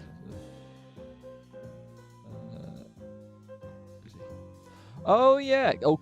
Yes. Because it was a comic, and then there was also a TV show, or was going to be a TV show. Yeah, well, they wanted it to be a TV show. They got as far as a game. Gotcha. Yeah. But yeah, it's fun. I like the comic quite a bit. I actually like what's his name? So they had this thing called Scud Tales from the Vending Machine, which it was a bunch of different artists doing their take on Scud. Basically they would just have a different artist come on every month and do their own take. So they had one that was done by, what is his name? He did Girl Scouts. Oh my god. What is his name? Which also had a pilot. That had a live action pilot. Girl Scouts. It's Jim Mahfood. Gotcha. I love his stuff. He's like the American Jamie Hewlett. I'm gonna show you his stuff, and you're like, Gary, this is the most accurate thing you have ever said in your life. We'll see about that. I don't know. Wait, yeah, you might be right. Yeah. Hang on. This is Girl Scouts. I say that. Yeah. I don't want to like put his stuff down. I think he is a wonderful artist. His work kind of reminds me of Jamie's a little bit. It's very early Tank Girl, definitely. Yes, that is exactly where I would go with it. Yeah. Exactly. Yeah, or not like maybe representative of Jamie's whole career, but yeah, that era I would say. Yeah, and his style is like got changed. He's doing more like the way he's drawing now is way more like not abstract, but more like just painterly, I guess is a good way to put it. So I'll show you like the kind of change that the comic's been through now. But this is his style now. But it's cool. Like he really kind of like really updated his whole kind of like aesthetic, which is awesome. Whoa, sick. Yeah. Yeah, that's great. I love that. Yeah. So Jim Mahfood's take on Scud is really cool. I remember he did something that like meant a lot to me as a kid reading comics, which was when you flip to it was the front of the comic. When you open the front of the comic, he fan casted his own comic. So it was like Jason Lee would play this guy, and then this Eric Stoltz would be the voice of Scud, and then like Jason Alexander would be the bad guy, and Mila Jovovich would be the girl. Cool. I'm like, oh, that is so cool, so 90s, but so cool. Yeah. I thought that was so awesome, and I remember I met him and I said that, and he was like, "Oh my god, I forgot I even did that." No, I had him sign my copy of Scud. He also did a really cool one-off of there was an X-Men comic called Generation X, and he did a one-off kind of Generation X special. which is really cool. Generation X special. Yeah, I'm gonna show this to you, Jack, and you'll be like, "Oh my god, it's so 90s." I mean, you say Generation X, it's like it's already 90s. Yeah, of course, it has to be 90s, right? Yeah. Oh yeah. The underground. Yeah. Yeah. Oh my goodness. Oh well, yeah. It's so cool though. It's so great, cool. Great choice of colors. It's striking, and just the way like just sharp edges. It's great. Yeah, I love this. It's awesome. No, I'm showing all these to the it chat, by the way. I'm showing this all on. It's great. Yeah. Sure. Um, Bumbly has said, LOL, I always just thought it was just JC because I know a lot of friends with 2 letters for their name. Yeah, I don't know. I think I came up with the name. I think JC came from something in my life. And then I was like, well, it's got to stand for something, obviously. mm-hmm. So and I was like, oh, Janine Cassidy. Yeah, I don't know. It's like that was like the first thing that came to me. I don't really have a story behind it, but yeah, that's how. This Marc is very funny to me. Very Gorilla's kin. I know I'm still throwing Jamie out there a lot today, but it's again kind of the way Jamie uses real textures sometimes. Kind of reminded me of. It's very much the point anyway in terms of like how we do these characters. He's pretty much nearly done. I just got to do his face, and then we can work on Sabrina next, which she might be a little bit complicated to do in terms of like trying to get all the intricacies of her outfit that we're doing like a gothic sort of like gothic goth rock concert sort of get up, I think, inspired.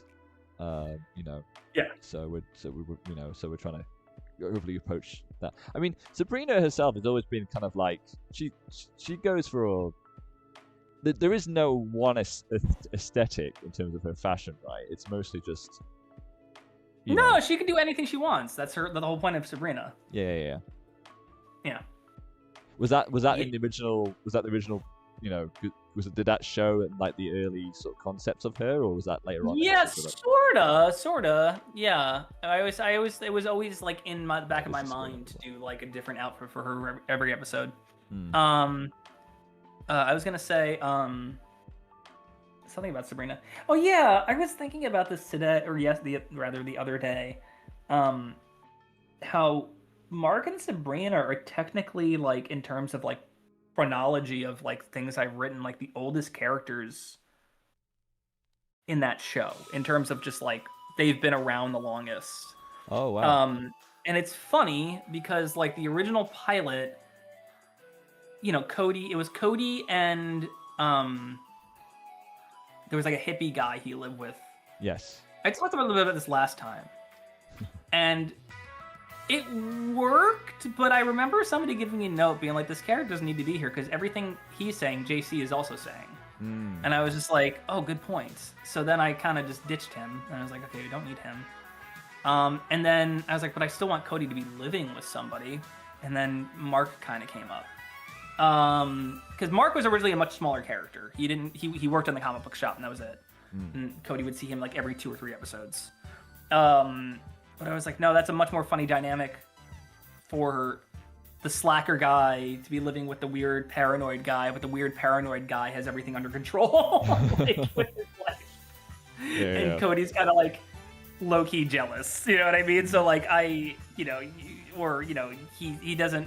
he's not taking him seriously when Marc has issues because it's like, oh, he's crazy. It's like, I'm sorry explaining the series to you, but like as it goes on, it's like, no, Marc has a point, and he's trying to just look out for Cody, just in his own weird way.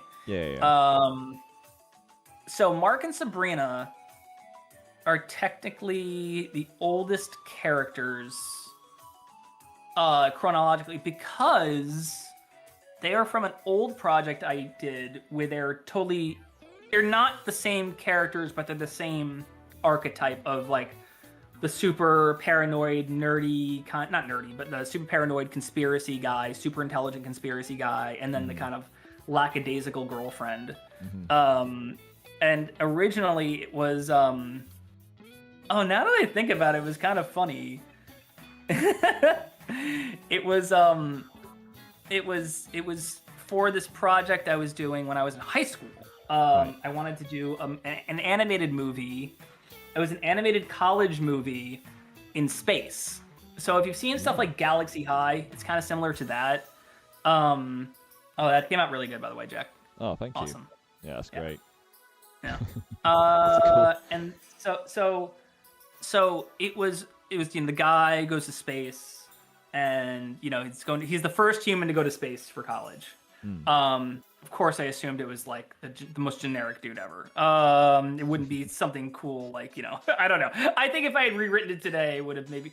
I don't know. In my mind, it probably would have been like a girl or something. But right. but I don't know. I was a teen boy. That's just what appealed to me at the time.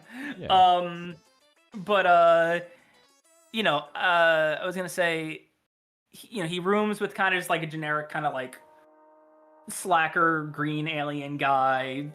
Oddly enough, very Jason Lee inspired in Mallrats. I was like, yeah, that's who I want him to room with. The main guy is like super kind of like highly intelligent, just a little socially awkward. And then, but they had all these different friends, and one of the friends was he was like this little kind of mole-ish alien, but like Marc, just like very kind of like small and like bug-eyed and everything like that.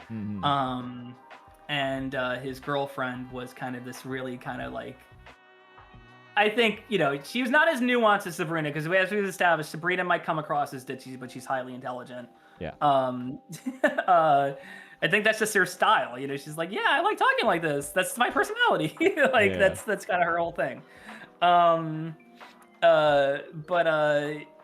Yeah, it was kind of that same character. I forgot what her alien type was, though. I'd have to go back into my files and see if I can find anything from there. It's funny. I actually found an old hard drive, a little old thumb drive, and I kind of wonder if it's on there. Ooh, okay. Yeah, can you give me a second? I'll be right back. I want to see if I can find that. I'll be right back.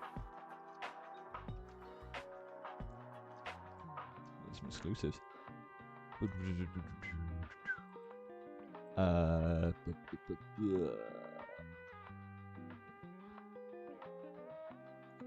Let's actually share this. In case everyone was wondering, this is the sort of the outfit that I think I'm gonna go with for Sabrina.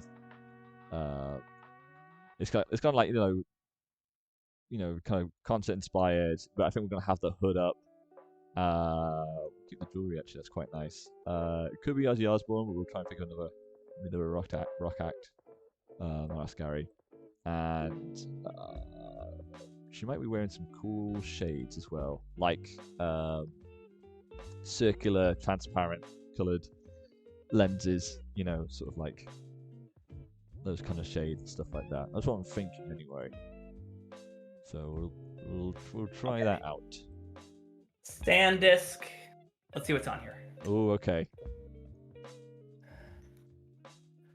Lights up. It says no name on it.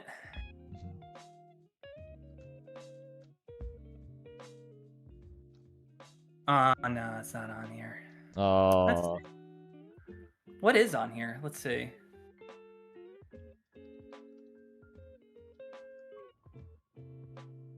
Oh my God, this is, This is my Literature of New York final project in college. Wow. Log for employment. What is this? Oh, I was making. Okay, interesting. Welcome to the occupation. What is this? Oh, it's Celtics. Oh, this must be an early Failing Upward thing. Okay. I can't open it though because it's Celtics.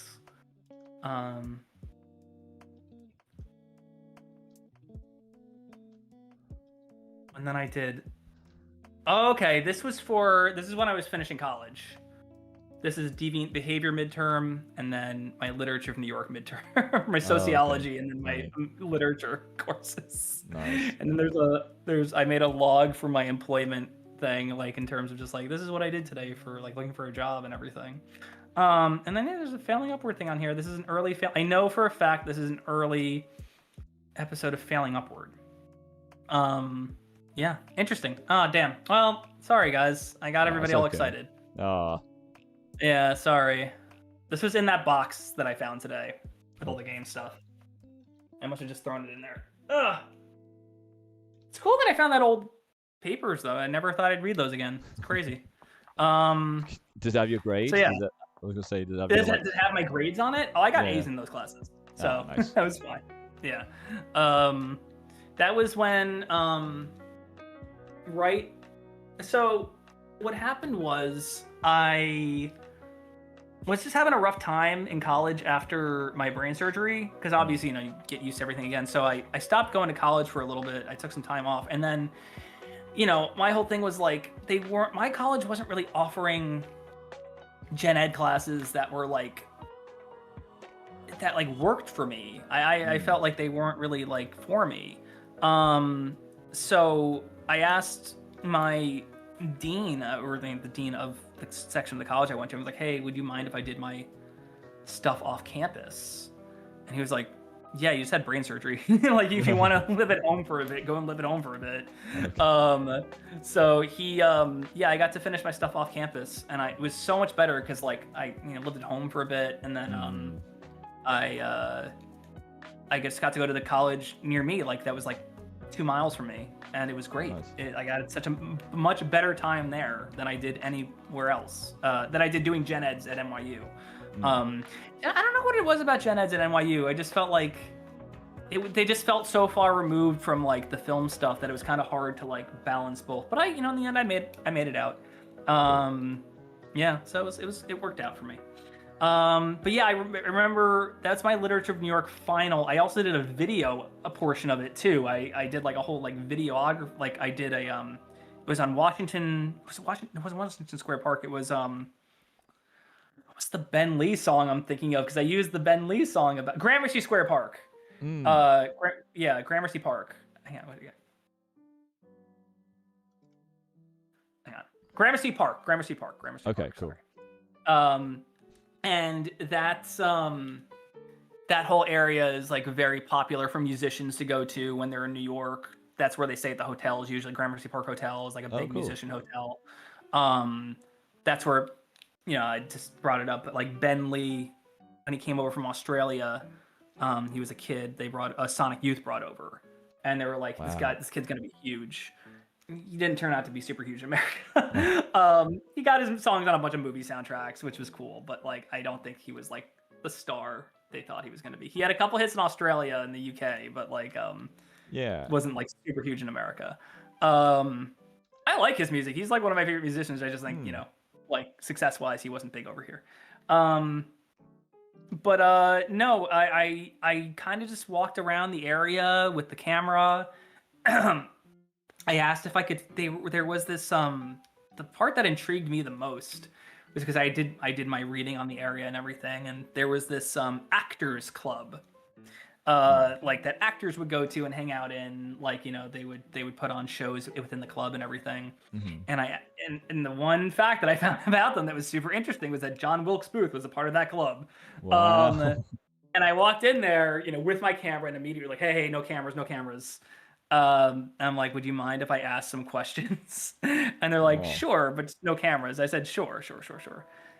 And the second I asked about John Wilkes Booth, they're like, yeah, we don't answer questions about that. Oh, okay. Dang. No, so yeah. I mean, yeah, worth going back to find out that little kind of little thing on this drive. That's cool. Yeah. Fun times. I mean, it was stressful because it was just like I'm doing all these finals and everything, but overall, it turned out okay. It turned out pretty good. Yeah. Oh, what else was going on? I think I had some other stuff to talk about.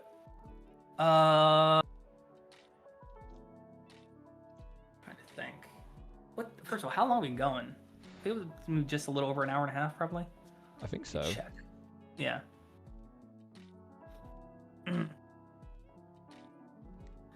Yeah, an hour 45. Okay. Yeah. So we'll go for we'll go to like 2.5 hours. We'll get the Sabrina really established. Yeah. Oh, I love the glasses. That's so cool. Yeah. She's gonna have those nice like rounded glasses. Figure out what color. I think we'll go with like red. I think that would work best with this outfit. Yeah. But I was gonna say like this project kind of just never came to fruition, for whatever reason. But I remember I was obsessed with it for a while because I'm like, I want to make this a thing, and like I was so I think I got somebody to draw a couple tiny things for me, but it just never really bloomed into like a full thing. Going through the basement, I also did find just kind of opening boxes and stuff like that. I did find what was it? I found a pitch deck for a class I did. So I did a pilot and a pitch deck. Ooh, okay. And it was never really meant to be anything more than that. But it was for a show I was planning called Zeke and Sam, and Sam is S.A. .M. It's a what is it called? Yeah. So it stands for something basically. Oh, okay. Like And it was a kid whose dad, once again, kind of like nerdy kid. His dad's an inventor. And then one day, he starts seeing something in his basement. The kids like kind of find, ironically, that as I say, I found all this stuff in my basement. He starts seeing like, he starts hearing things come from his basement. His dad's like, hey, don't worry about that. Don't worry, it's fine. Like it's nothing. It's just like something I'm working on. Oh, okay. And then he comes home one day, and his dad's just like gone. And he doesn't know where his dad went. And he goes into the basement, and what he finds is this like highly advanced android, and that's the only key they have to finding his dad. So like they do the whole thing where like he's kind of trying to keep it under wraps. The android has like a kind of like a cloaking mechanism to make him look like a student. As you can see, it's very inspired by Animorphs. I was very into Animorphs, not at the time, but as a kid, it was definitely like I read and watched way too much Animorphs. I was like, always like, they're trying to figure out the conspiracy, and like, so it's like a guy palling around with a robot trying to find their kidnapped dad. That's like that was like a whole thing. And I'm kind of angry because, like, I mean, maybe one day I'll go back to it, but I definitely can't use this ending now. But I remember the ending I had in mind was, everything kind of gets wrapped up, and like, they take the robot away. Yeah. However, before they do that, Zeke like shakes hands with him or something. And what's funny enough, as I hold it in my hand, Zeke has like a thumb drive, and he puts like the thumb drive like into like Sam's hand, and then he downloads like all of Sam onto the thumb drive.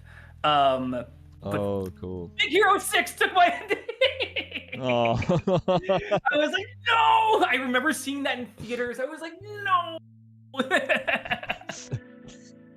I was like, how dare you go onto my computer and steal my... No, you were, do that. you were in the cinema like screaming that and just like... I was so angry. I enjoyed that movie very much, but I was very angry. Reluctantly enjoying it, being like, oh, this is great. It would be better if they had my idea. Yeah, absolutely. Oh. So somebody said, Edmund Garcia says, question, favorite indie animations? My favorite, Murder Drones, Digital Circus, Monkey Wrench, Spooky Month, Bridge Kids, Sub-Lo and Tangy Mustard. I do love Sub-Lo and Tangy Mustard.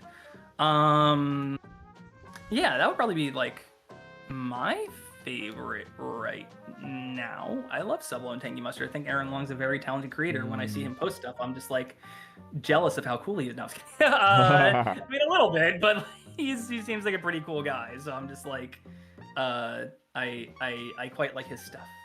I think Sub-Lo and Tangy Mustard is also just one of those shows that's just like, once again, just very low stakes. You know what I mean? Yeah.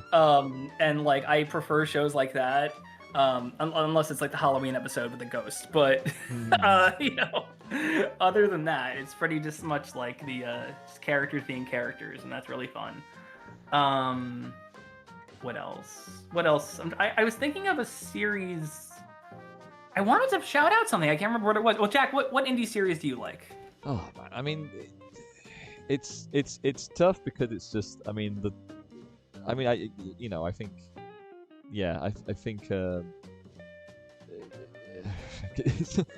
there's a lot. I mean, I'm at a point right now where I was trying to like think of it, and I'm just like, man, there's actually well, pretty much what your favorites is probably what my favorites is as well. I think I was thinking about the other day of like pilots that I feel like, oh man, that really does have potential. There was one that I remember watching from it was a while back. It was like around like 10 or 11 years ago, and you can tell because the video is like 240, 360 pixels. Sure. You know what? I'm gonna have to deep dive into it. But it was by like this animator that I think I followed, and he had like a couple of like, well, one was like a series already, like a little like mini series, and then the other one was a potential pilot as well. And I think it was called The Subs. I think that's what it was called.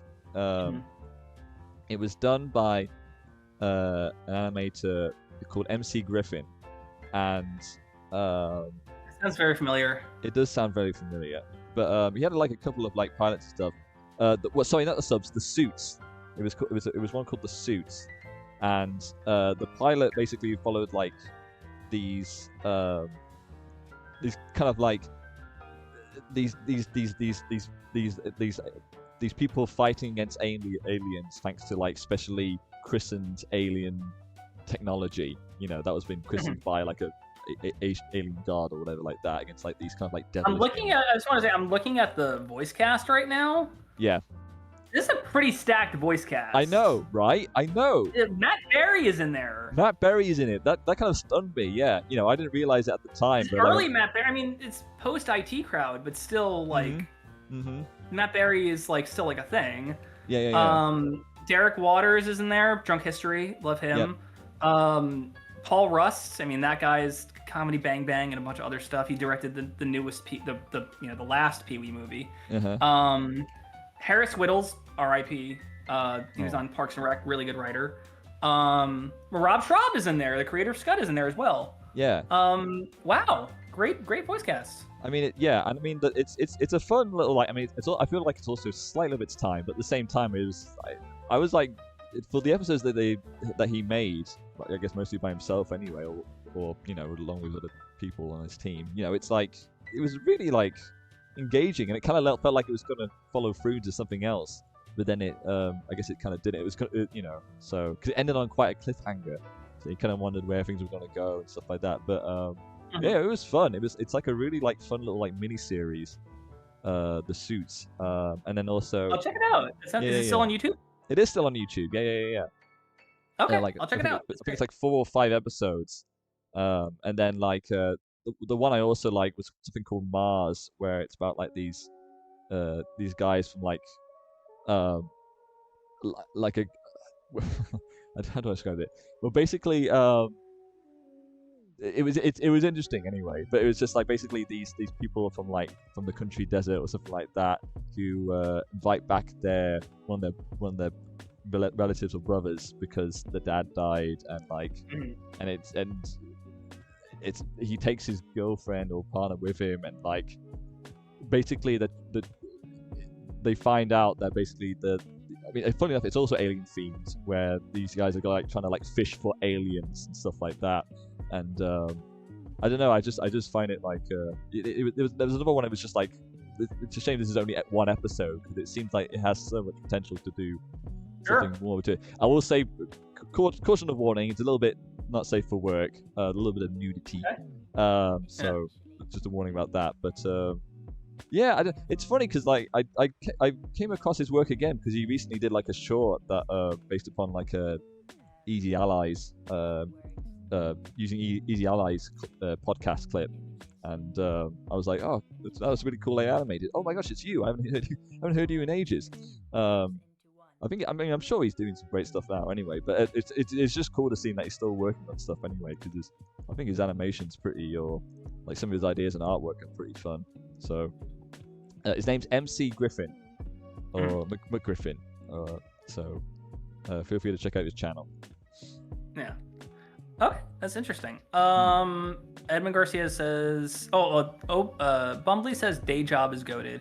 Yeah, Day Job's pretty good. Day Job's like another show where I feel like that's kind of like what we go for as well, in terms of just like, although I think their dialogue style is very much like very loose. Loose, exactly, loose and improv-y, whereas ours is more like It's funny because people say the dialogue in ours is really natural, but it's all scripted. Like there's nothing that's like improv in ours.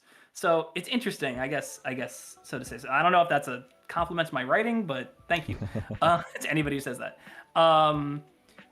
Yeah, it's good. Daydab is great. Those guys, once again, they got funded by like what ABC in Australia. So yeah, that's cool. Well, and now they're indie, right? They got the rights back, and now they do an indie. Okay. Necro Nancy 64 is goated. I've never heard of Necro Nancy. I looked up a picture of it. It looks sort of familiar. Yeah, it's exactly what it sounds like. It's a show that's made to look like it's on the N64 engine. Which is cool. So it looks like that kind of thing, which is cool. And then God School, which I've never heard of. I've never heard of God School. But I'll check those out. God School. Yeah, I'm looking at. Oh, this looks cool. This looks really cool. It's very Disney-ish. Oh, it's like Hercules. It is kind of like her. Yeah. It's like her. Yeah, it's like those gods, the Greek gods. Oh, it's cool. It's like all the Greek girl gods in school. Yes. That's cool. That's cool. Looks like it's got budget. Wow. Yeah, for sure. Oh, I will check it out. Yeah. I was gonna say it's not the one that's like a musical. I think that was the one that Pan mentioned, but I don't think it is that one though. No, this is something completely different.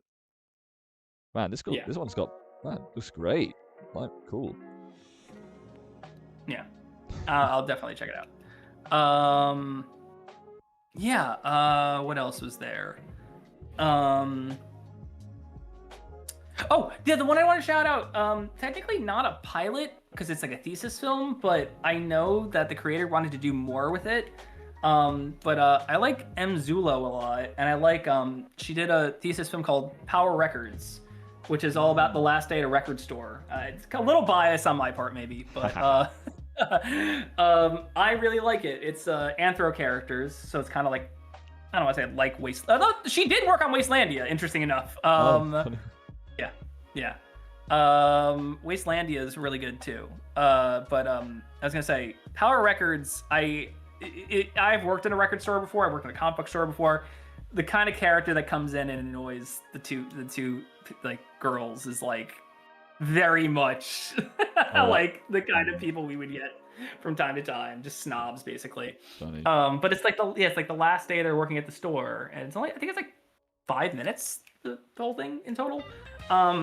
But I remember like 4 people sent it to me. They're like, Gary, this is so you. And I was like, yeah, this is me. But no, Em's made other stuff. But I like her stuff a lot, and I actually feel bad because I was like, I wanted to commission a Failing Upward thing from her, and I forgot to follow up. But I will, I promise. And if you're listening, I'll follow up on the Failing Upward commission, I promise. I just kind of lost track of things that were going on at that point. But no, her stuff is great. Check out M. Zulo's stuff. Can I link in the chat? I can link in the chat because I am a moderator, I'm assuming. Yes. Okay. Let me link M's stuff.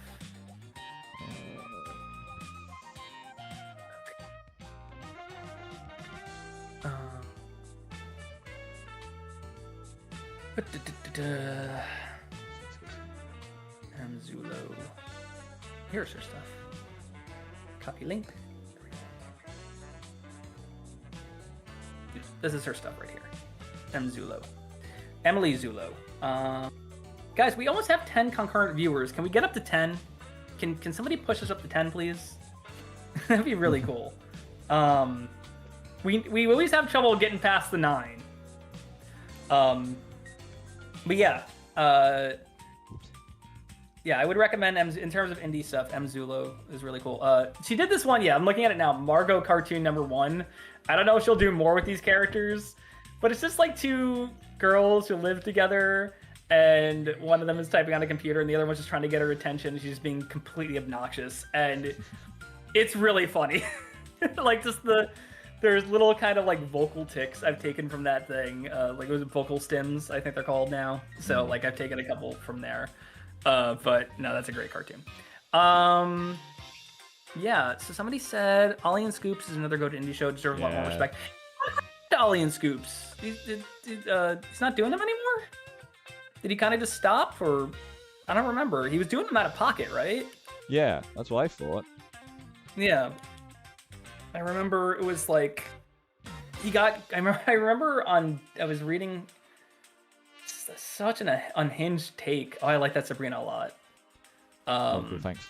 She reminds me of who is the comic book artist I'm thinking of? Oh, it's a British comic book artist, and I can't believe I'm forgetting. I'm sorry, Jack. It's okay.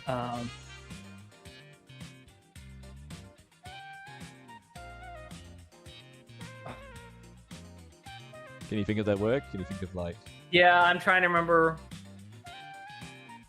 I can't remember their name. If they're an indie artist, and I'm blanking on their name. I could have sworn one of their comics was called Carousel, but that's not it. It was these kids. Like their comics always revolve around like kids hanging out, and like there was some paranormal stuff going on, and I cannot remember the name. Oh, once again, if I could go into my basement. I'm not going to do that right now, though. I'm not going to dig through all my comics and grab... My dad was with me because I can't lift heavy things right now. And I was like, you're not going to be able to lift that. I was like, yes, I will. And he picked it up. I was like, oh, I can't. And I was like, yeah, that's all of my single issues. Like, I'm thinking of getting rid of a lot of those because I'm just like, man, I did spend years collecting all these, but at the same time, like... I don't plan on revisiting any of these single issues, and I already have a lot of these collected at this point. Yeah, it's a bummer. Like, but unfortunately, it's one of those things where I'm like, I'm just at that age where I'm just like, I need to start getting rid of stuff. Sure, yeah. I think about that a lot too. Yeah. Yeah. I mean, the thing is, granted, I try and think about stuff that like I want to. I mean, there's a lot of books here that I kind of think about that would be a good reference and stuff like that. It's always handy to just go off on the shelf and just like get a reference and something like that, you know. Like I think where my desk is situated, it's like I got like a bookshelf with all these books in front of me that I think I pick, those are the ones I usually source out the most in terms of like a quick inspiration, stuff like that. Stuff that's ranging from like Scott Pilgrim to you know, there's a Miyazaki storyboard book. Peanuts. There's a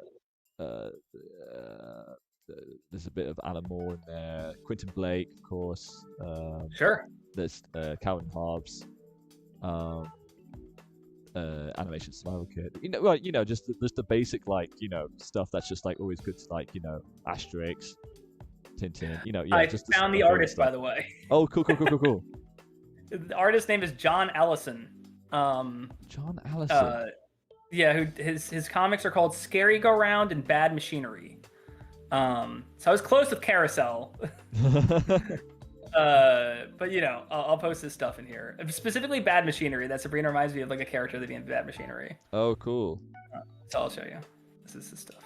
It might come to me. No, not quite. But it looks really cool. Wow. Yeah. She looks like a character out of that. Yeah, I see. No, okay, I see. These books are really good. Is he in... Am I wrong? Hang on. I'm gonna be really upset if he's not British. Because Wikipedia's not telling me. He was born... Oh, yeah, hang on. Yeah, hang on. Whoa, it actually doesn't say in his bio, in his wiki. No! He resides in Leeds. In the UK. Yeah. Okay, so yeah, okay, there we go. Okay. He's British. I was right. K-Master says an indie series I wish got more attention was Lego stop motion series called Mini Life TV. Do I know what that is? Mini Life TV? I think of that one series on Newgrounds of the little guy driving the car around. It's like a live action animated hybrid. It's like there's a little car, like a little remote control car this guy has, and he puts like a little stop motion guy in it.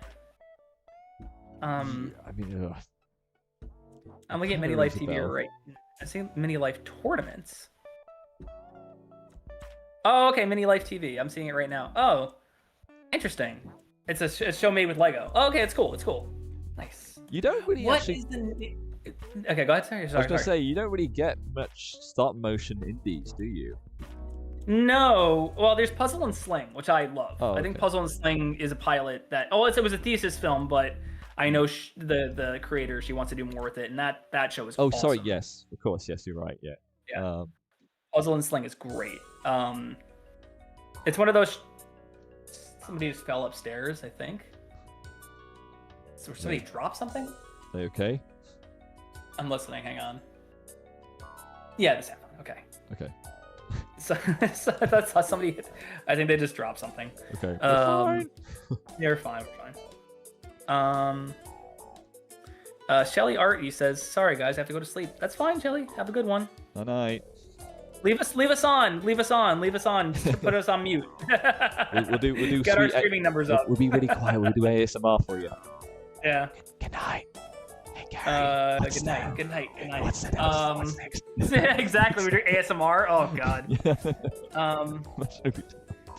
So another one recommended was Terrain of Magical Expertise, which I think I've heard of that one. Oh yeah. Oh, this looks cool. I would check this out. This looks cool. This. Oh, Tome. Okay. Oh, Tome. Okay. All right, I'm familiar. Yeah. I didn't know it was that one. I'm not used to seeing it spelled like fully out. Okay. Yeah. What else? Oh, that's something else I wanted to bring up. Oh right, my friend who actually has a song in All My Friends. She was in a band with her husband called Sally. They're an indie band out here in New York. I don't know if Sally did any live shows, but they put out a couple EPs, I think.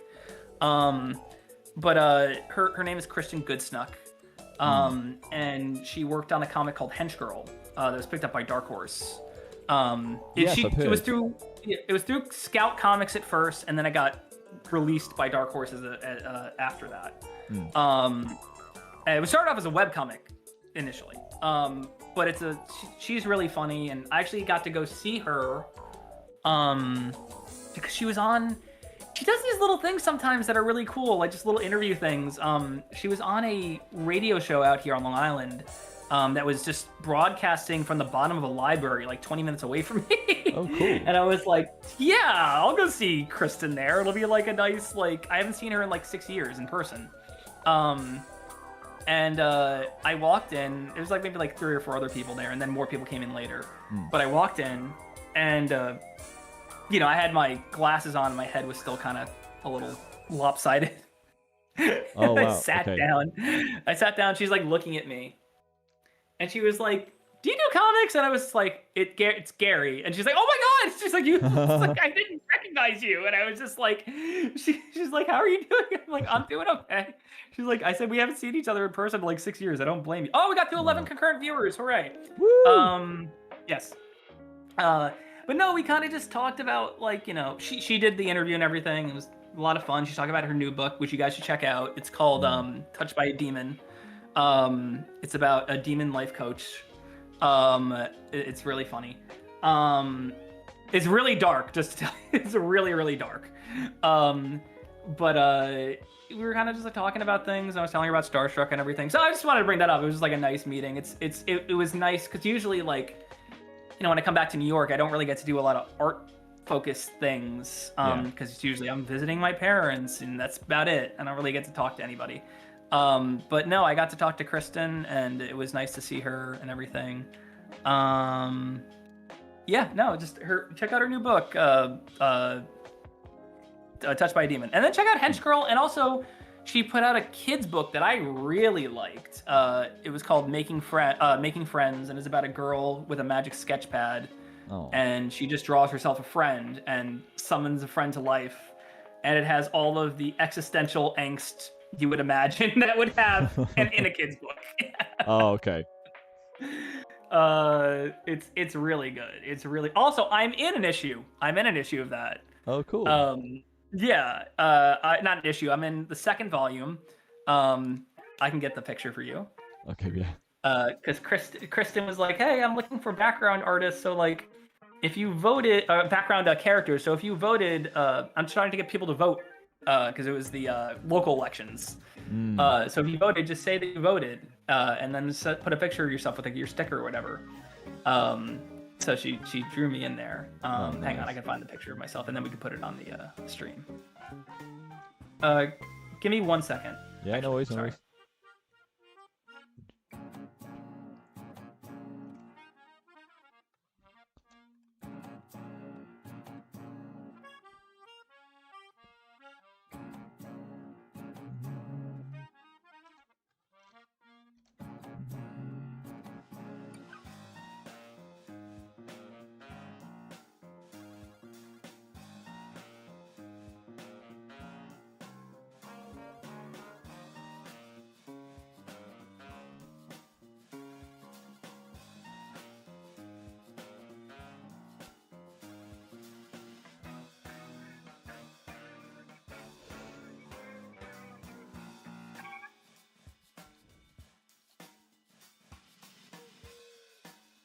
Apologies for being quiet, chat. Oh, you're back. Okay, cool. I was gonna say it was just silence for a while. I was locking in. I was trying to.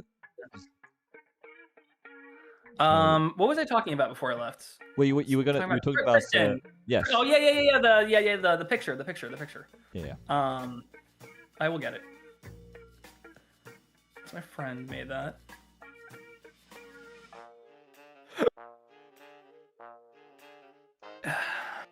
Okay.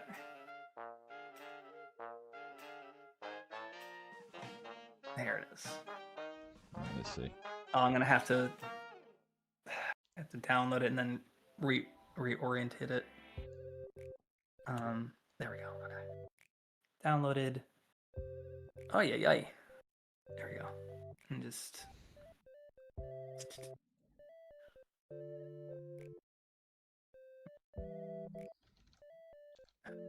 There we go. Okay, cool. Perfect. Now I can send it to you, Jack. Okay. Here it is. If you look in the background, there I am, front and center.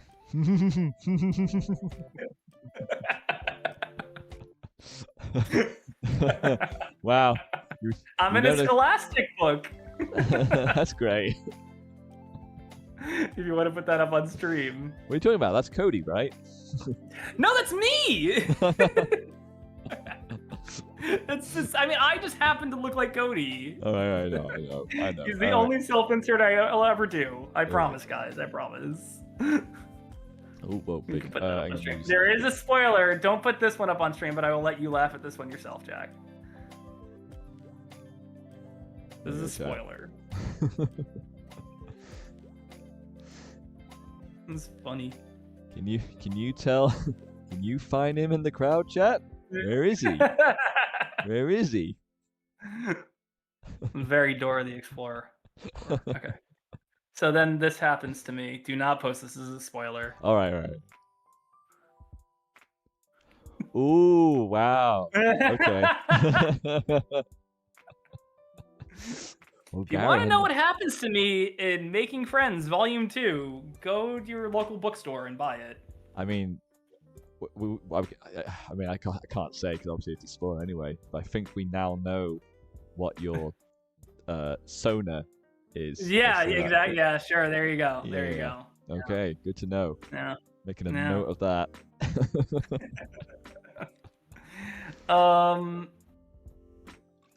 Somebody said, Edmund said we're the best writer and artist duo. Thank you. Oh, come on. Yes. It's very sweet. Yeah, thank you. CJ says, I'm trying to work on my animation drawing as well. I'm slowly learning all the time, but I'm running out of places to post them so people can see them. I mostly do TikTok, but that's it.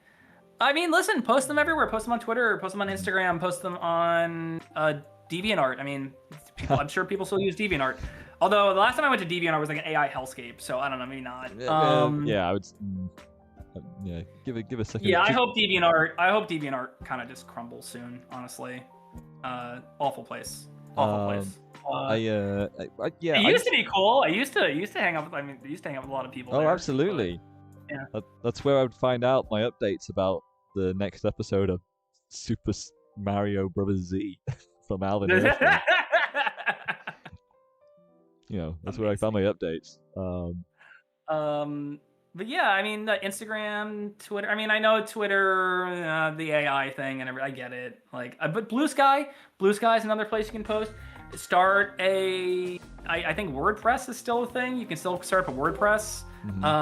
You can use Pinterest. You can do all these social media sites. There's more than enough spaces. There's what was that one that was specific to artists? What was it? Mastodon. Is Mastodon still a thing? Oh my gosh. Remember, like, in the wake of Twitter kind of crumbling, like all these other places started popping up? Mastodon was one of them. I mean, I'm just naming stuff now, but there's plenty of places to post online. Instagram is, I mean, I don't know. Instagram, I think Instagram has kind of become more about, I mean, I still get art in my feed. I mean, I certainly do, like, get recommended by loads of artists from Instagram still, which is great because you know, for the most part, it's just like, I mean, I don't use Twitter as much. I've got like a burner account which I just check in for, like, you know, for following other people, but like I don't usually. I get like a lot of my new art now from Instagram. There's some really still great. Newgrounds, yeah, we totally looked over to look Newgrounds. Oh my gosh. And of course, Newgrounds, yeah. You know. Yeah, all great places to post. So then, Bumbly said, Pixie Park, more indie short competition. Pixie Park, I think I've heard of that one. Sunnyside Down, I know because I've talked to the head of that studio once or twice. And Shama animations are good. I also remember Hench Girl, that's cool. Yeah, Hench Girl, I know Kristen, she sold the TV rights to Freeform, I think, which is, it was Fox Family, then ABC Family, and now it's Freeform. Right. And they were going to do something with it, and they just, I don't know if, I think COVID kind of screwed a lot of things over. I would love to see if it got picked up again, because Hench Girl is really funny. I'd be interested to see how they kind of did the dark humor of the show in a TV format. Kristen's got a very specific style, and I'd be very interested to see how they would be able to adapt it. And I hope she'd be involved to some extent. But I would love to see more stuff from her. She was telling me about some stuff she's got coming up, and it looked really, really cool. Yeah. Edmund Garcia says, I'd rather use Blue Sky and Newgrounds because at least they don't take art to train AI like Twitter and DeviantArt. Oh yeah, absolutely. Absolutely. It's just unfortunate that, like, Twitter still has a very large user base. Yeah. And it's where you can get the most traffic. Blue Sky is a little slow. But yeah, I don't know. Newgrounds is probably the best place. Every time, man, it does. You know, this is not on Tom. Tom's just trying to run a website. I do get annoyed when I see people post. Well, he's kind of been good about. Now that I'm thinking about it, about like not letting too much AI slip through. I think, yeah, you can report things if they're AI, right, on Newgrounds? Well, you know, they're definitely. Yeah. Yeah. So, I do that anytime I see like AI pop up on Newgrounds. I'm like, I don't want this. Yeah. All good stuff. What else has been going on, Jack? I've been talking for a while. What else has been on your mind? You guys enjoying Coachella? Anyone checking out Coachella? Oh, I totally forgot about the Coachella talk we were gonna have. I mean, I'm still trying to catch up because obviously there's a lot that's still. I know. What's his face got a lot of flack. Justin Bieber got a lot of flack. Yeah. What was this thing? Because he was playing stuff off of YouTube, apparently. Was it literally for people to sing along? Was that I mean, that's what I heard. And I thought it was just like an exaggeration, just like. No, apparently that's what he was doing. Okay. I feel like there's a statement within that. He was trying to make a statement with it, or I don't know. Interesting. I don't know. I don't know. Nowadays I feel a little bit sorry for him because I feel like he's losing, not losing touch, but just it's just more the fact of just like he's trying to regain something that, you know, I think he's trying to gain control or gain something that you kind of like, you know, wasn't able to hold on to or like control, like his, you know, music or whatever, like his well, even as like his livelihood, I would say, because obviously he started off from straight when he was a kid, and gosh, just kind of He started too early. He started way too early, I think. Yeah. And I think he unfortunately saw the worst aspects of the music industry, which stinks. Yeah. He's the same age as like, me, so it's like that's crazy. It's just, Jack, you were saying along to Baby when you were in. I know you didn't say that. No. Let's say listen to me. Yeah. We kind of talked about this before we jumped on stream, but Sabrina Carpenter commissioning a stop motion animation for her appearance at Coachella was really cool.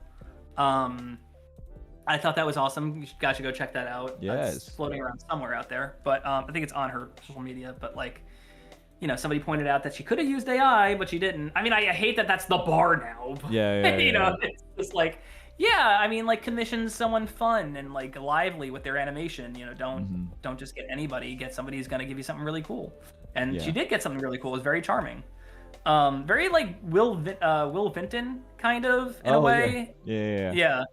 It's just a car. It's just a car driving, but it felt kind of like you would see the California raisins get out of the car. It's very it's funny because like you mentioned, because it's almost like you recognize sort of the way it moves, right? It's almost the way it moves and like maybe the frames per second. It's in the it's very much in that.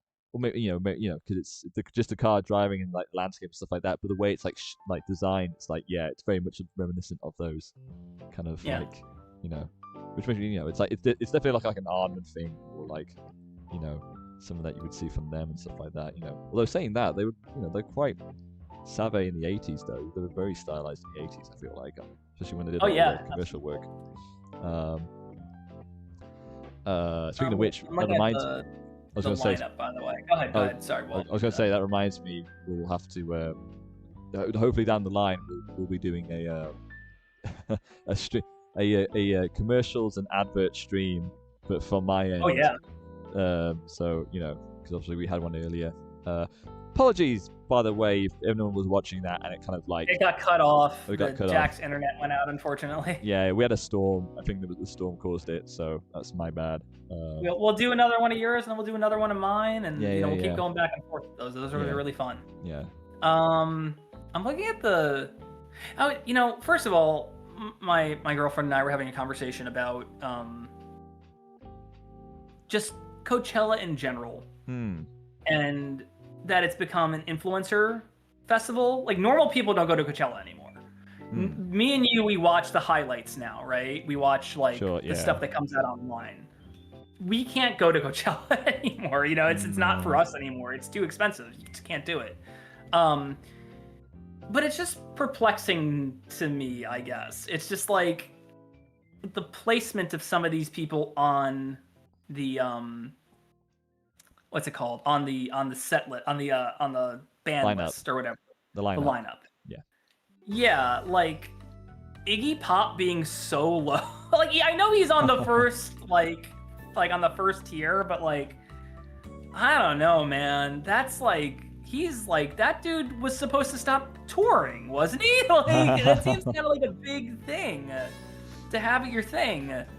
And then like maybe it's my personal thing, but Justin Bieber being over the Strokes is kind of bizarre. I don't know. What is it? Is it just more about like they're trying to like, that if it's like really there's this. Sabrina Carpenter being up there makes sense to me. She's relevant. Sure. Like that makes sense to me. Yeah. But Justin Bieber being over the Strokes doesn't make sense to me. Sure. And then he did what he did. So like it's just yeah. Do you like that new Strokes song, by the way? I haven't listened to it yet. I heard it's good though, right? I mean the instrumental's great. It depends. Julian's got he's got the auto tune on this one though, and it's a little great for me. It's a little bit grating, but it's a shame because the song itself is great. I really like the song itself. On the inverse side of that, did you hear the new Weezer song? Yeah, I did actually. Yeah. I was going to ask you. It sounds really cool. I was going to say it's very much. Well, I don't want to say it's reminiscent of anything from their past work, but then again, it's the production though. The production's like, yeah. Very it's grungy. you Yeah. know, I mean, I don't know. Is this a new phase? Are we? I don't know. I mean, at this point, I guess it's like you just accept what you accept with Weezer. But you know, if it's a good sound, it's a good time. You know, if it's a good sound and a good time, then yeah, you know, it's like, yeah, this is, you know, we'll happily go along with it. No, I think it was a weird single, but the pre-chorus is like one of the coolest things they've put out in like maybe 10 years. So like I was like, that is a classic Weezer pre-chorus, and then the chorus is more like, it's interesting because it's a single, but Rivers didn't write this one. It was written by their drummer Pat. So Pat wrote also. They wrote "World Has Turned and Left Me Here," so like I like Pat's solo stuff with Special Goodness. So like his stuff is good. It's just the chorus didn't grab me as much as the pre-chorus, I think. Sure. But production-wise, sound-wise, vocals-wise, I'm excited for the album. I mean, Cool. they said like, if this is the weakest song on the album, like that's a pretty good sign. They said that themselves. Oh, cool. So like, I'm excited. I really am excited. It might be a good era for Weezer. We last left off in they were doing seasons, which was like every season they would put out a new EP. Yeah. Or mini album as they call them. Now was that a little bit of a mixed bag? Did you feel that? I think I liked most of seasons. I think I liked Spring. I was down with Spring. It was a little like, it was cheesy in that Weezer way that I kind of like. It's Rivers just being unabashedly nerdy, and he was being silly, and you know, he did a whole song about how much he loves Shakespeare, and I'm like, yeah, sure, that's Rivers. I like that. And then, you know, Angels on Vacation was a good song off that record. Summer has some of his best melodies ever, but the production was just not doing it for me. Like, it just sounded very tinny, and like, all of them had different producers, which was cool, I thought. I did not know but that. some of the best melodies were on Summer. And Autumn was very weird, but I remember people going crazy for that one, thinking like this is the best thing they've done. And it was so something they haven't done. Like, it just sounded it was like dance rock kind of. So like a very like Franz Ferdinand inspired here and there. And then, you know, they close it with one of their best songs, Run Raven Run. I like that song a lot. And then Winter I loved. I thought Winter was the best one out of all of them. I mean, it's, you know, the other ones were experiments, whereas Winter was like, this is just a classic kind of like cozy, wintry Weezer record. And I'm like, yeah, this is great. Yeah, they were all interesting in their own ways. But, you know, it was an experimental phase, so it's kind of hard to see them as like, you know, a proper Weezer cohesive experience, I guess. The last one of those would have been like Van Weezer, I think, which I was kind of like in the middle on. It was fine. There's some good songs on it, but I think overall I was just like, it's a poppy Weezer record. It's pretty good, but you know, I wasn't over the moon for it. But then like they did OK Human before that, and that was like incredible in my opinion. Oh, nice. Okay. Yeah. I was going to say, did you prefer Van Weezer though to the Teal album? Well, the Teal album's not a real reason. Weezer record. It's a coverage record. Listen, I'm going to say this about the Teal album. Okay, go on. I like their cover of No Scrubs. I think it's very funny. I think it's very funny that Rivers chose that of all songs to do. Yeah. And he puts the Weezer spin on it, and it's great. Yeah. And you know, their other ones are, you know, the Africa is what it is. I know is the massive hit and everything, but like, I don't know. Teal was okay. Teal was like a fun little. They put it out the same time as the Black album came out, which was also not like a big highlight for Weezer. Oh, right. It was kind of like a troubled era, and I remember Brian Bell recently said like, oh yeah, like there was some stuff I really wish came out on the Black album that didn't. I mean, there was. I think I re-listened to the Black album like a year ago, and I was just like, I see the vision. It just didn't really come together. Sure. The production's nice and slick. I remember being like, yeah, this sounds like the cleanest Weezer's ever sounded. Like, it's so polished. But I don't know if it fit them particularly. But I was just like, I could admire the production. I just don't know if it's for them. like I like. I mean, it's very obvious that I love Weezer. I think that kind of comes across pretty much in my style, and then Cody's character design. Sure. But as you know, they have their ups and downs. I think, you know, the thing that always just upset me was like, oh, after Pinkerton they're not good, and I'm like, that is just a blatant lie in my opinion. Come on now. That is just like a blatant like revisionist history, and I think people were just upset that like, oh, you know, the Green Album is clearly an artistic reaction to Pinkerton not doing well, and I think from that standpoint, it's actually very interesting. Honestly, I think you know, it's a very kind of like, you want pop songs? I'm gonna make pop songs. It's just you know, it's like there's like a cynical edge to it almost, and it's like, yeah, it's like, I get it, but there's some good songs on Green. I think "Oh Girlfriend" is like one of their best songs. So like, I don't know what you want me to say. It's like. And Maladroit is really cool. Like, Maladroit's really sludgy and metal. And then, like, you know, Make Believe is what it is. I think there's good... Once again, it's much like the Black Album. There's a lot of good ideas on Make Believe, but I just don't like the production that much. Red Album is fun and experimental. I mean, I had Pork and Beans on, like, loop for a while, like, the other night. And I was just like, this... You were did too? Oh no! Sorry. You mean currently, like recently? Oh, I went like recently, in the past. Yeah, like a couple days ago. Okay, but I mean, when it came out too, yeah, absolutely. Yeah. Well, is that music video? That music video is just. That I was gonna say that is probably, you know, I know a lot of people like to point to Buddy Holly as like their best video, but I think Pork and Beans is what made them like internet like darlings. You know what I mean? Like I think that's the reason they persist, is because like they're always with on some level, sometimes for the worse, sometimes for the better, but like they're always on the level with like outsider culture, I think. So, you know,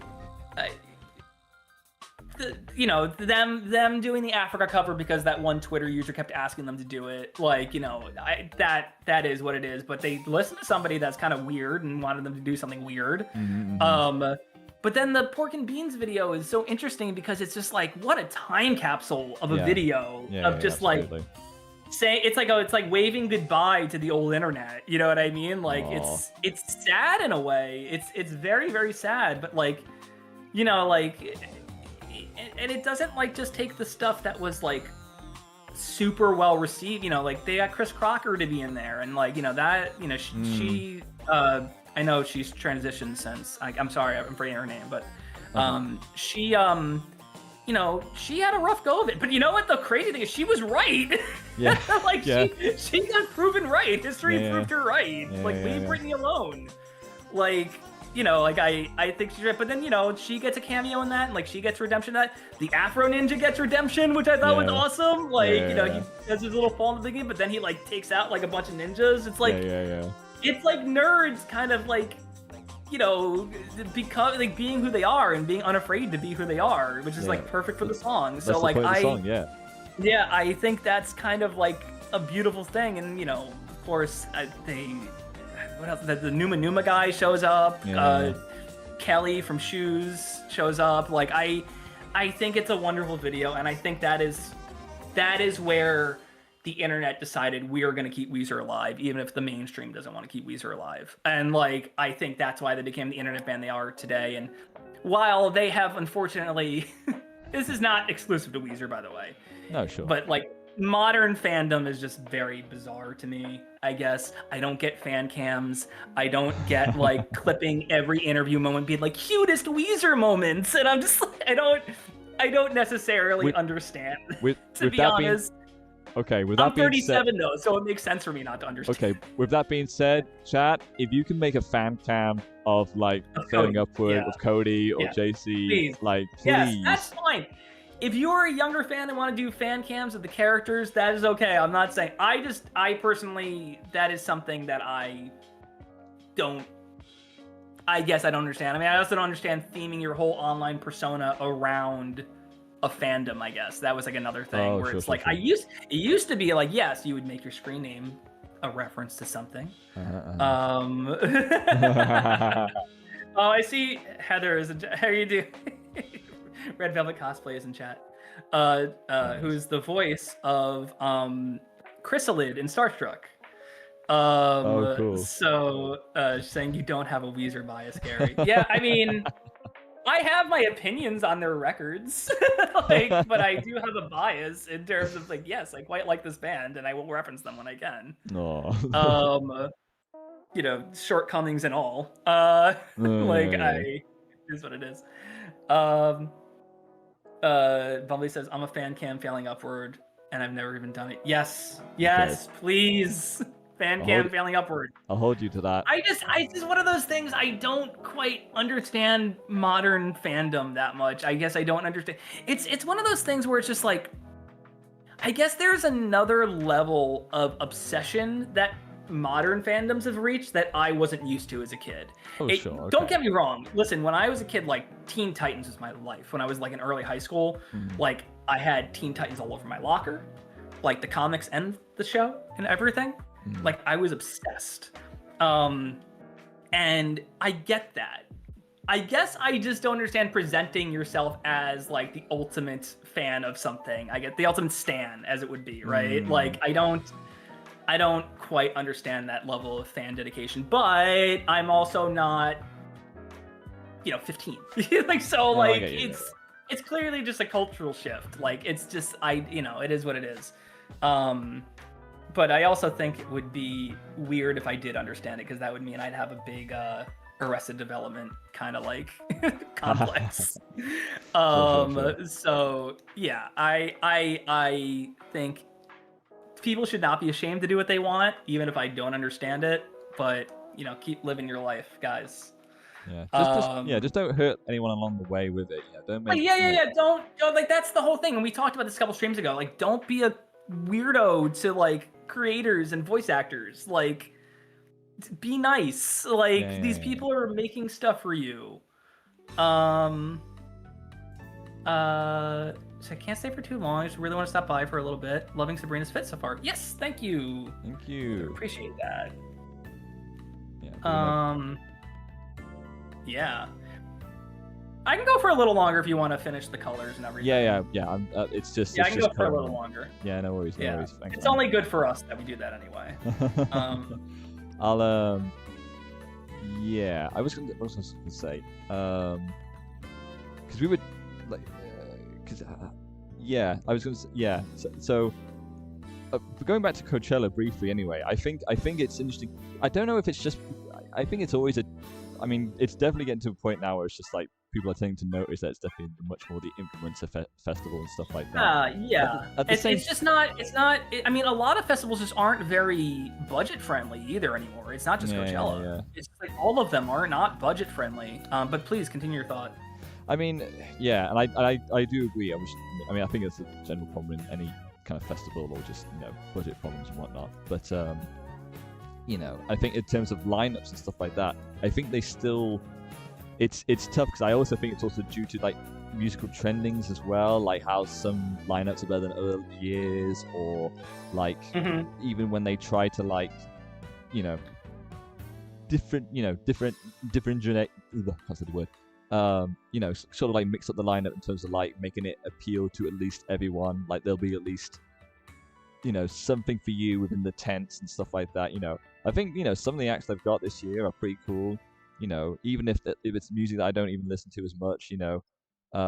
What's crazy actually is that I think the recent Nine Inch Nails performance this year, or at the I didn't see it. Is it good or? Well, first of all, it's 9 Inch Noise, and it's a collaboration between 9 Inch Nails and a German electronic artist called Boys Noise. Okay. And they're releasing it. They're actually announcing it. They're releasing an album to coincide this as well. So it's coming out later this month, I believe. So, but yeah, what's great about it is that here's the thing. I'm not the craziest 9 Inch Nails fan. Not that I didn't like their music. It's just that it's something that never got me into. But I think it's because the way they're approaching their tracks. And I think they've been doing it recently on the tour anyway, because they did obviously the Tron Ares soundtrack, and I think Boys Noise helped them out with some production stuff. It made them basically much more like dark, much more heavy dark electro stuff, which they were kind of, I guess, well, kind of, but not really. This is going like Mhm. proper into it, with electronics and stuff like that. And it sounds, I think, really good. It's a good fit for them, and it also makes these songs from their from their original, discography like way more like great sounding, great live. Way more like more gruff and such a great modernization towards them, or rather like a great update towards them. And Mhm. stuff. It's this. I mean, it helped with how the stage show was like it had these. You had like these dancers while Trent's doing his thing on these weird. And the stage setup is great. Is cool. It's got these stairs and all these like on a like a slant on like an angle, and these weird like dancers are also doing their thing as well, but they're like mummies. I don't know. It was a funny old. It's very 9 Inch Nails. Let's say that. So, but yeah, honestly, I was impressed, and like even the songs from the Tron Airy soundtrack, which I wasn't too crazy about originally, sounded great live. So it's like, it was it definitely like sell me up on that. And I think that's the point with Coachella sometimes, is that sometimes you do get like those kind of acts or those moments where it's like they're trying to just within it all, there is someone within like the team that's just trying to like make it, definitely more focused about music in general, and trying to make those like, even if it's for acts and stuff like that. I mean, I'm grateful for the fact that we get to see it streamed live. That's the thing. Even if you can't go, it's like still available to be streamed live and whatnot and stuff. But like, there's still, I think about like moments like the Daft Punk. I think about moments like even like a couple of years when Blink 182 came back. That was a great set. I really liked their set. I know they were like they're showing their age, but at the same time it was like, wow, these guys still like got it, and it's really cool to see them go all out and stuff like that. So I don't know. But at the same time, it's like you just wish the audience was there. It feels like the audience is not all quite there for that. It's very like influence driven, and it's like we're kind of losing that slightly. But Sure. I don't know. It's a tough call, but I don't know. It's it's just, that granted, this is like musical. It's all music, and it's very from my side, that's just my opinion of it. Also, Yeah. I see what you're saying. Yeah, okay, cool. It kind of goes back to like, what? The more I've thought about it, maybe it's just me. We talked about the lineups at Coachella like a little bit ago, and like I don't understand why certain things are headlining and why other people are like kind of put down, but down the rung basically. But like, I kind of agree now that I've had like a year to think on it. I'm like, yeah, Charlie XCX probably should have headlined last year. Like, she kind of had like her moment. Like that would have been I mean, I don't know how far in advance Coachella was, booked. You know what I mean? They could have been booked a year before Brat came out. Like Yeah. Wait, was Brat summer 2024 or 2025? It was 2024. 25? Oh, okay. No. So no, they have no excuse. Yeah. Like there's no excuse. Like she should have had her moment. I don't know. I love Green Day. Don't get me wrong. Like very important band in my like life, but they could have like been like, yeah, of course we're gonna be like the second like person on the event. Yeah, of course. Sure. Like this person's huge right now. Like why would we headline? I think at the time I was like, oh, why is she complaining? She played, but now I'm just like, no, she probably should have been her. I mean, I didn't. Yeah. I don't know. I mean, it comes to a point where that poster in general becomes a meme in itself. So it's just like, Oh, the album cover, yeah. Yeah. Yeah, the Brat, the really gaudy green. Well, yeah, I mean, like the Coachella poster where it's just like, who's on the lineup, like who's on top, who's on bottom. Yeah. And I've seen people meme it too, where they just put like totally fake people like on it, like stuff that would never be at Coachella. Yeah. I've seen. What was the one that was going round that was very it was very like internet coded, just like very meme-ish pop culture and whatnot, where it's like KK Slider was headlining or something like that. I say that as if he could really be there. He could do like a hologram, right? They could do that. You could do like a Hatsune Miku thing for him, I mean, right? Yeah, I mean, well, but yeah, I think they have done that before, and plus, Hatsune Miku has performed at Coachella, so Yeah. so it's all it could be possible. Get Neil Cigarera, he will be on Ciceriga. Oh my god, sorry, dude! he'll be on the If main Neil stage. Ciceriga played if first of all, 10 years since Spirit Phone. Yeah. Neil, what are you doing? Just kidding. Let the man. He's raising his kid. Let him raise his child. He's doing his YouTube poops, right? Clearly, Oh my god, the Tang video is so good. Oh, I need to watch it still, but yeah, you told me about it before. So good. Very classic. Very classic. Yeah, Lemon Demon. First, I know he doesn't really play live a lot. He's played a handful of shows. But yeah, if he was gonna play anywhere, I think it'd be awesome if he ended up playing it like Coachella or something. It'd be wild. I just think because like if you ever watch Neil on a stream, he's like the most normal, mild-mannered, down-to-earth dude, and like just he's not like he knows he has a fandom, but he's not like that kind of guy. I guess he's just like Sure. he's a dad. He was a dad. Like he's just a cool dude. So just the image of him getting up on the Coachella stage is just like, the fact that he hasn't played a whole lot of live shows and everything, I just think that's just like, people would probably go crazy. They would love it. They would think, because I know he's got a massive online fan base. But I just think it's so interesting that the guy who never plays live just straight going to Coachella. Yeah. Just like that imagery is very, very funny to me, and I think he deserves to play Coachella. Like I think that's like he should. But I want to see a crowd. I want to see a crowd just mosh to 2 trucks. Just. Oh my god. That image. Hey, do you recognize this one? Yeah. You know the words. I mean, Godzilla was hopping around. Yeah, no, exactly. Could you imagine the screams he would get if he started playing Ultimate Battle of Ultimate Showdown of Ultimate Destiny? I think the world would go just Coachella would lose it. I mean, well, you know what? No, because I think that has persisted.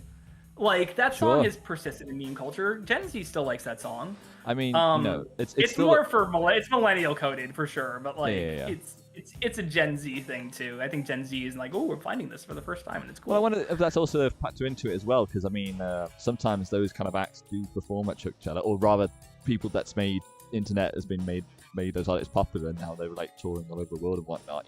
I think this year, what's the name of them? Cheeky Nuts? What's the name? Creepy Nuts. Creepy Nuts performed at Coachella, and it looked great fun. Yeah, I saw they were playing. I was looking at concerts to see while I was here. I did land on one, which we could talk about. Ooh. But a lot of them were just like really overpriced. Creepy Nuts are like $150. I'm like, I think it's because they're all secondhand tickets. That's the problem. Oh, okay. Yeah. But Creepy Nuts is playing around here too in a couple days, I think. Oh, cool. But I decided to go see Thomas Dolby because Thomas Dolby is playing around me, and I was like, yeah, of course. She blinded me with science. First of all, he's more than just that song. No, I know. And speaking of Lemon Demon, listening to his third album, it was Aliens Ate My Buick, I think. Lemon Demon one. I guarantee you, Neil has listened to like at least a handful of songs from Thomas. Sure. There's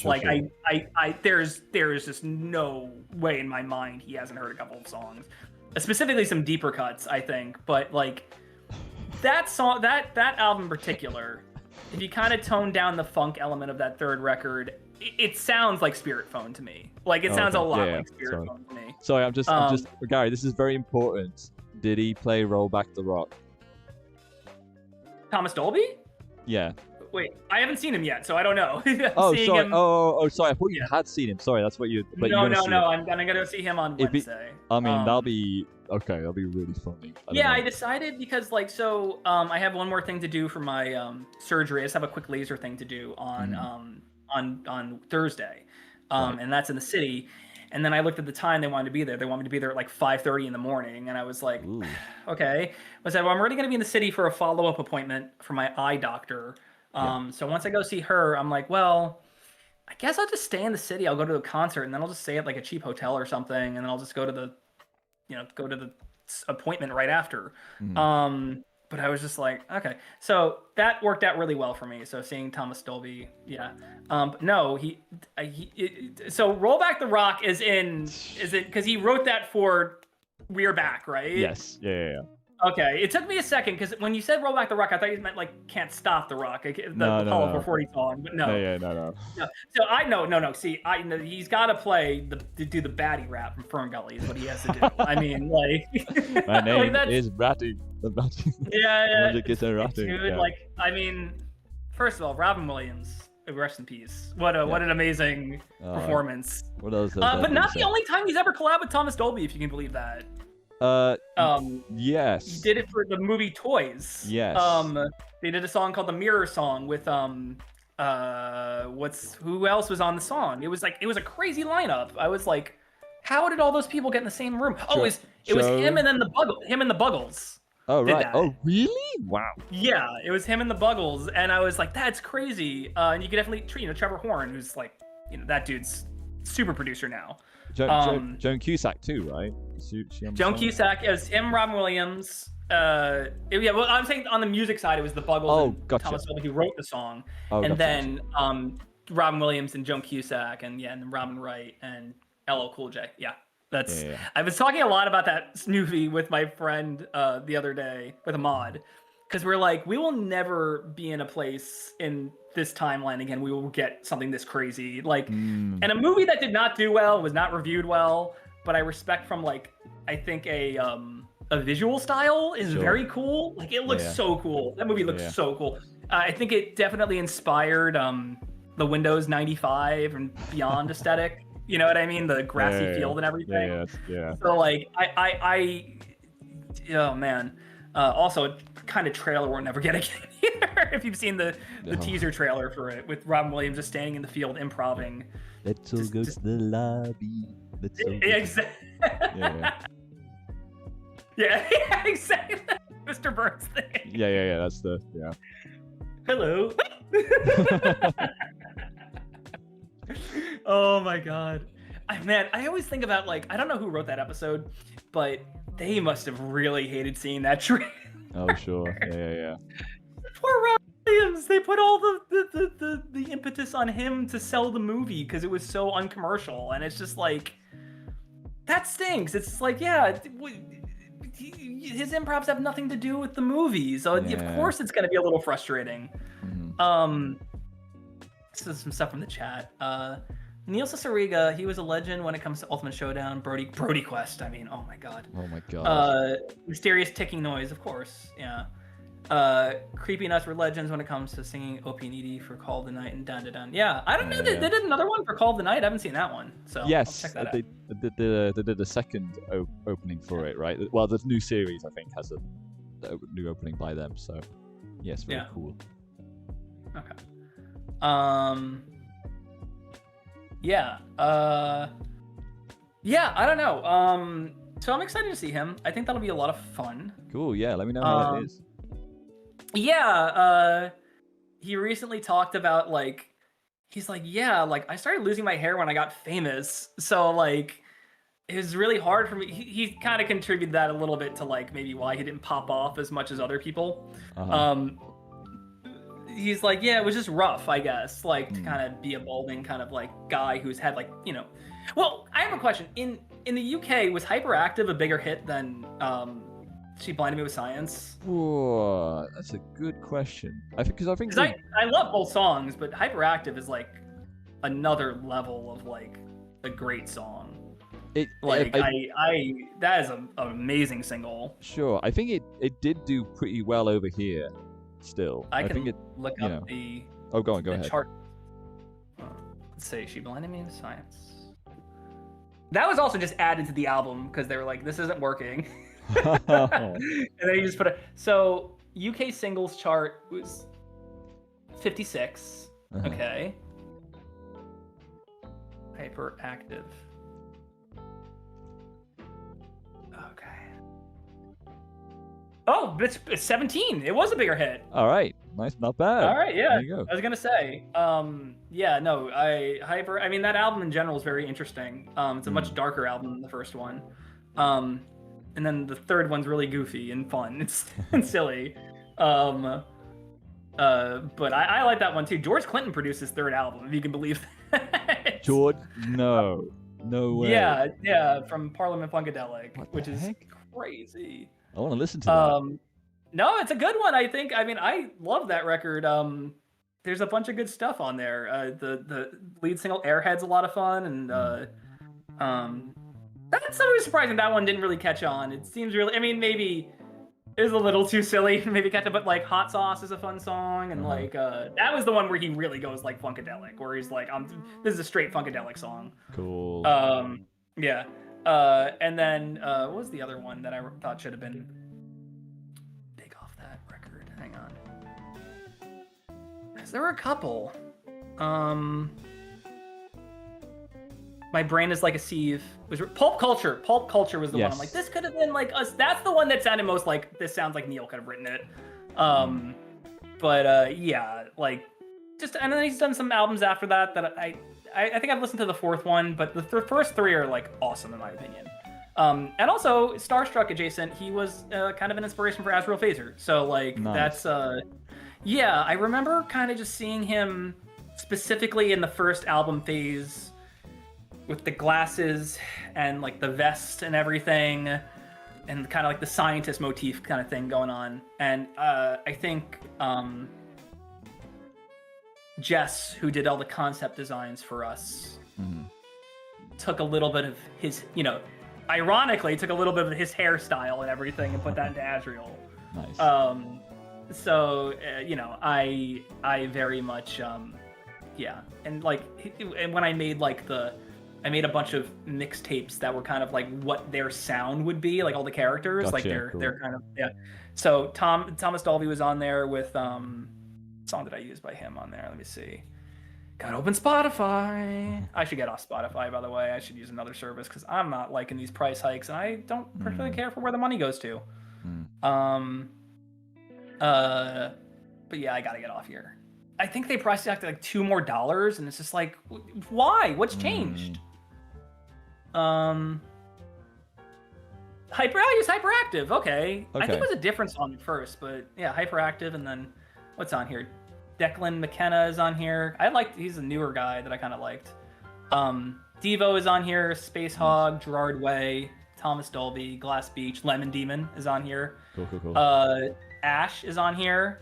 That was more of like the kind of like glam rock thing. Angel Interest. OK Go, because OK Go did like a throwback song that I thought sounded like, this sounds like an Azrael song. It was called "The Writings on the Wall." And then Flock of Seagulls is on here too. Oh, nice.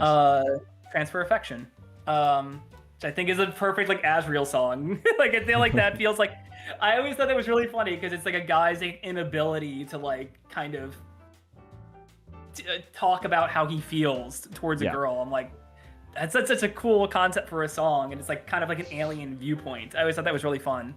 Nice. Yeah, I like a lot of Flock of Seagulls stuff. The first three records, once again, are so good. Specifically the second one, what was the big hit off of that one? Wishing I Had a Photograph of You. Love that song. That's once again biggest hit in the UK apparently. Though I'm sure Iran plays a lot more. Yeah, it does. It does. Well, do you guys at least get Space Age Love Song playing over there a little bit every now and then? I mean, I don't know. I don't know what I don't really listen to radio much, aside from Radio 6. Although Radio 6 probably just play that stuff. So yeah. Yeah. But yeah, their second album's really good. I think one of the coolest needle drops in anything ever was Space Age Love Song, The Symbiotic Titan. I was like, that was so cool.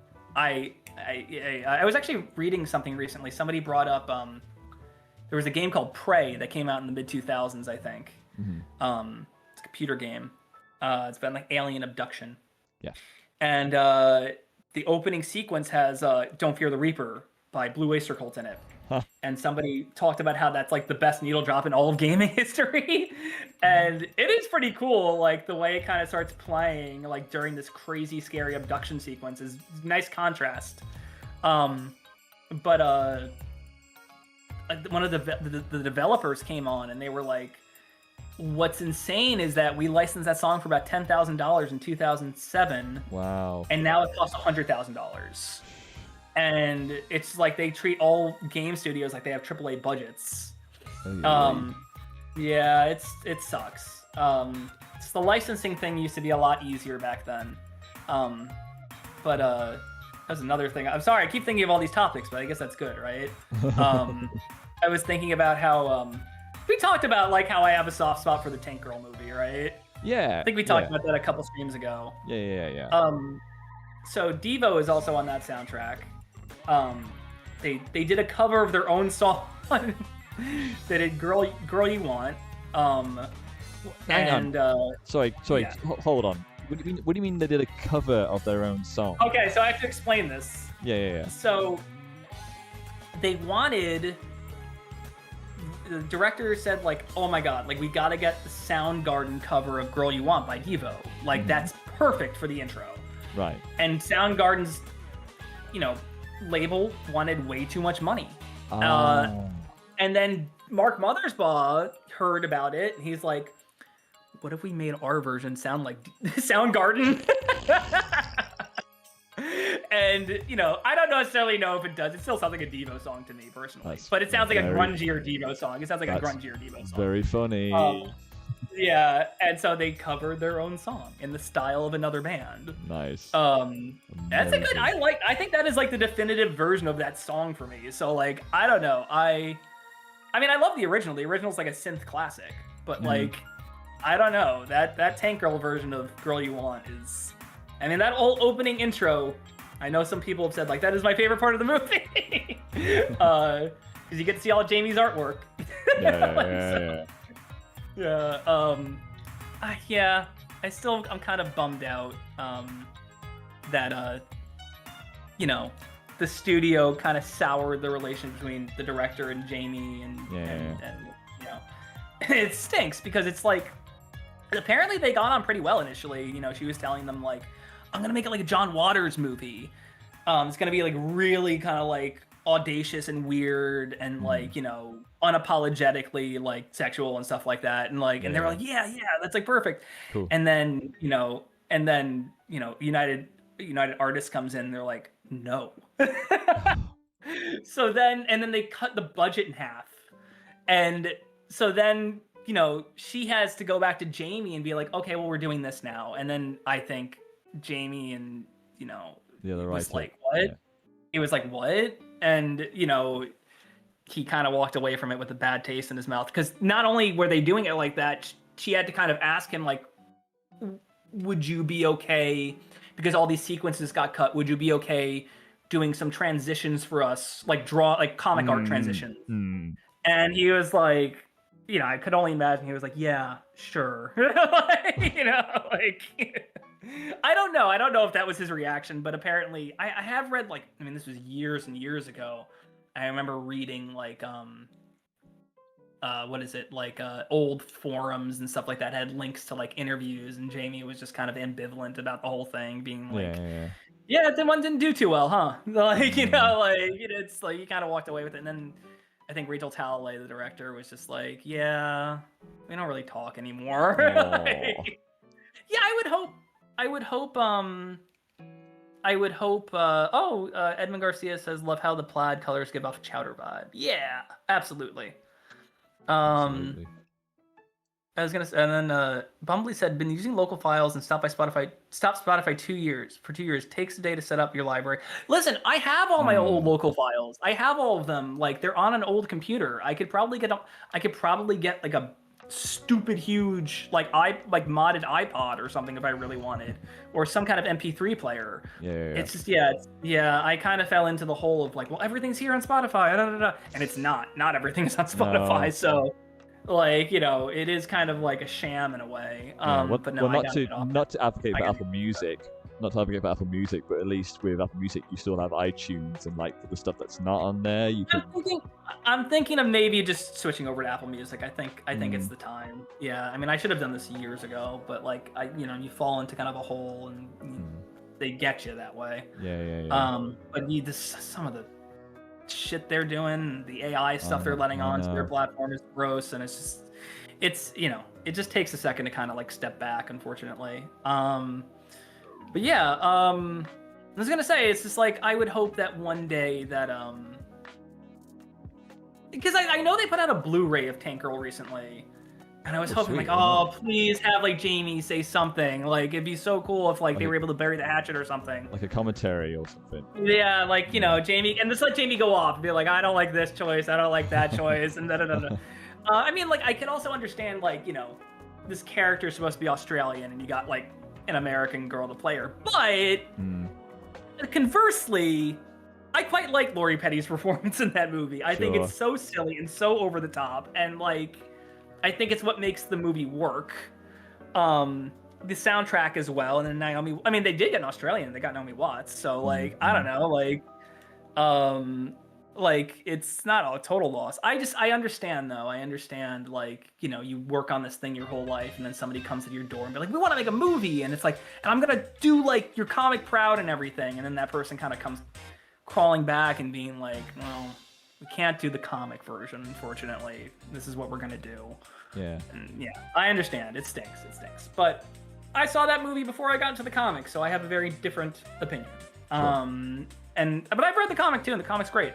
I'm sure you've read it too, right? You've read I've read some bits and pieces, and I remember funding the they did like a little mini they did not a reboot, but I guess like just another like edition of the comic where Jamie's gonna do a new comic, and Jamie's gonna do a comic for it, and had all these guest artists come in as well, which is really cool.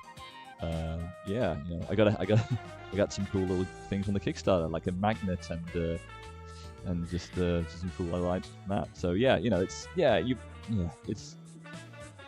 think it's just I think if you were introduced a certain way, you might have like a different appreciation. You know what I mean? Sure. Where it's just I was listening to the soundtrack before I even got into the comic, and like, I just thought it was a fun, silly, weird movie. It was on Comedy Central all the time, and like, you couldn't avoid it. And like, I just ended up really I mean, listen, it's got Ice-T as a kangaroo, and what more do you need in a movie?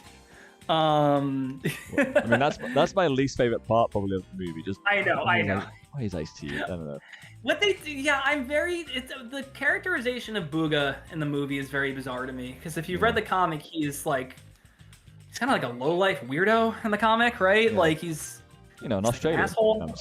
Yeah, they kind of split his character into two. They did, the version that's kind of like, he's supposed to be like, he's not a human kangaroo hybrid. He's just like a kangaroo they gave human intelligence, basically, I think is what he's supposed to be. Yeah. And they split him in half with another character, who's Donner is the name of the character. And you can tell the kind of like pervy kangaroo is supposed to be what Booga was supposed to be, and it's just like, somewhere along the way, I'm sure the director was like, well, I don't want him to be like an asshole. I want you to root for them as a couple. You know what I mean? So like, I get it, I understand, but that is like a pretty big change, and I could understand that being people's least favorite part of the movie. But yeah, I don't know. I like that Jamie didn't half-ass the comic transitions. He did a really good job with them. They're all really good looking. And they give the movie a weird personality. So I like that. I have never seen a movie kind of try to do that, where it's like, let's take still images and make them a part of the movie. Like, that's interesting to me. Sure. And purely out of budgetary necessity, but like, it's cool. Anyway, enough about Tank Girl. I was just on the whole, like, I started listening to the soundtrack again, and I was like, okay. Yeah. No worries. I was like, this still goes hard. This still has that the Army of Me song, which is like one of her best songs on the soundtrack. Anyway, where are we? How are we doing on Sabrina? I'm sure everybody found my Tank Girl rant very interesting. We're now down to just under 10 views again. No, just nearly done. I think we're pretty much done with this. Yeah, I'm just gonna add this texture here, and I think we're pretty much going to be finished for tonight or for today. Okay, cool. Yeah. Awesome. Why can't I see? Oh, is it? There we go. I got it. Okay. Oh, cool. I'm looking at it right now. Sorry, I had it minimized for a second. Okay. No worries. Yeah, I love the colors. Oh, the texture on her shirt is so good. Yeah. I mean, we could. Oh put yeah, like you're literally almost done. Okay, cool. Yeah, you could put like a band logo here. I don't know what kind of band would. I'd have to think about that. Yeah, I feel like funny little thing because I think at a certain point. So in the original pilot,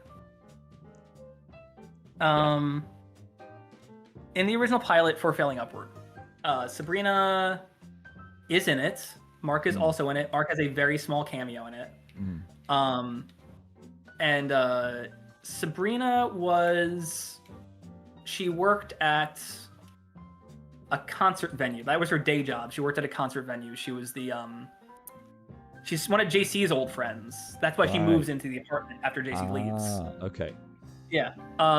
So she worked at a concert venue during the day, or during night, I guess. She worked there at night. And I don't know why. I think I was just listening to she would not listen to this band, but I was just imagining at some point Eve 6 played at that concert venue. Whoa, cool. Yeah, I like Eve 6 just fine. I think they have a couple pretty great songs, but I just think that's not her taste in music. Oh, okay. I feel like she would be into Björk. I feel like she'd be absolutely be on that train. She'd be into Björk. She'd be into probably a lot of modern pop. Not when I say modern pop music now, but back then, I'm trying to think it was avant-garde pop back then. Sure. Who would have been an avant? I think maybe Of Montreal. She might have been a little into. I feel like that would have been her thing. What else? Maybe she would have been into maybe some weird kind of obscure goth stuff. There was this guy. Oh, you probably know him because he did a song for Billy and Mandy. Voltaire. Yes. Yeah, she would be into Voltaire. 100%. She'd be into Voltaire. There's some good bands. Montreal, Voltaire, Björk, just off center stuff. You know what I mean? She's into that kind of that kind of stuff. Nice. Yeah, absolutely. Man, I want to go listen to that Brain song now. That's a really good song. All right, we wrapped up here. I think we're done, man. All right, thank you guys. This is our longest stream at 3 hours and 13 minutes. No way, is it? Yeah, Gosh, yeah. I didn't realize. Our most attended stream too. I think we had 12 people in here at one point. We're down to 7 right now. Any last thing for chat? Let's see. It's just like I said. Whenever AI is brought up, actual human art, actual voice acting, sentence missing is much better than AI. Yeah, absolutely. I mean, even tools they're developing right now, I just don't trust. Stuff that I should be oh, that's a cool idea. It just doesn't work. They have an AI.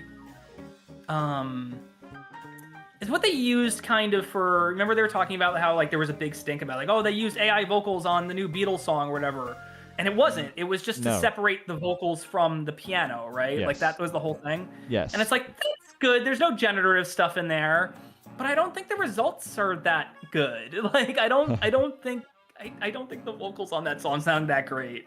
They sound clean, I guess. I don't know. Yeah, I just don't trust AI at all. I think it's weird. Yeah. Anyway, Jack, do we have an announcement for next week? No. Okay. No one. What? No, I was just kidding. So we were talking about this. I mean, I mentioned earlier in the stream that obviously there was this whole week has been doing some technical stuff with sort of OBS and other things like that. And there is a reason for all of this. This is something that we've talked about that we want to do for quite some time. And next week we're going to finally initiate it. I'm going to reveal surprise for everyone. 3, 2, 1, ba-bam! Next weekend, Waybacks is doing we're doing our first ever game stream. Sort of the same usual time. If you can tell by the image, you can probably guess what our first. I don't think the image is up. Wait, is it up, Jack? Hang on, let me check on the. It It should- is. Wait, no, hang on. Let me double check. Let me make sure. Sorry to cut you off. Just want to make sure everything's up. No worries. Please go. Let me see. Yes, there it is. Perfect. Okay, cool. Okay, I just want to great. make sure because I wasn't seeing it come up on my end. Okay. Okay. All right. Sorry. Anyway. There we go. it's- No, I see it now. It's good. It's good. Okay, It's good. grand. Yeah, way back. We got. I, mentioned before. Probably got a new video capture card. So now we can sort of potentially stream things from consoles. I'm getting Tamagotchi Life next week, and I just thought, asked Terry, hey, do you want to do as a first sort of game stream? Want to just do Tamagotchi Life?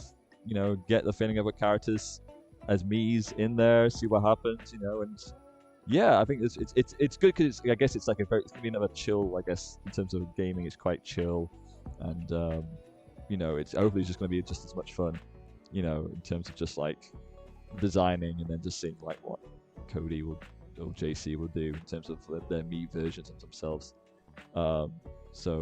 Yeah, I mean, hopefully those are going to also be the correct time. Obviously 19th of April. 12 p.m. EST, 3 p.m. PST. Although we'll let you know if their times change or whatever like that. So, but yeah, please come join us next weekend as we do our first gaming stream and have enjoy us like Tomodachi Live and all that good stuff. And hopefully, once this is done, we'll have more gaming streams along the line as well. Yeah, can I spoil what the next one might be after this? Yeah, sure you can. Yeah, we were thinking of maybe doing the new Scott Pilgrim game because we feel like that's kind of falls in line with Failing Upward, and we can do it on our Switch. I'll have it on my Switch, and Jack will have it on his Switch, and like if everything goes well with the Tomodachi Life one, it should work. It should work, yeah. So, yes, we can do a test, but we should be fine. Yeah. We thought that would be a fun one too. Gary, but the Tomodachi Life one, I'm really excited to see. I was gonna say, please, can we do a test before we stream live anyway? Because of course, yeah. I mean, there's it'll be many wires around like California, out to California, but we can definitely do test. Okay, cool. Yeah. I was gonna say because there's just so many wires, and I'm just something's gonna trip, something's gonna blow up. I don't know.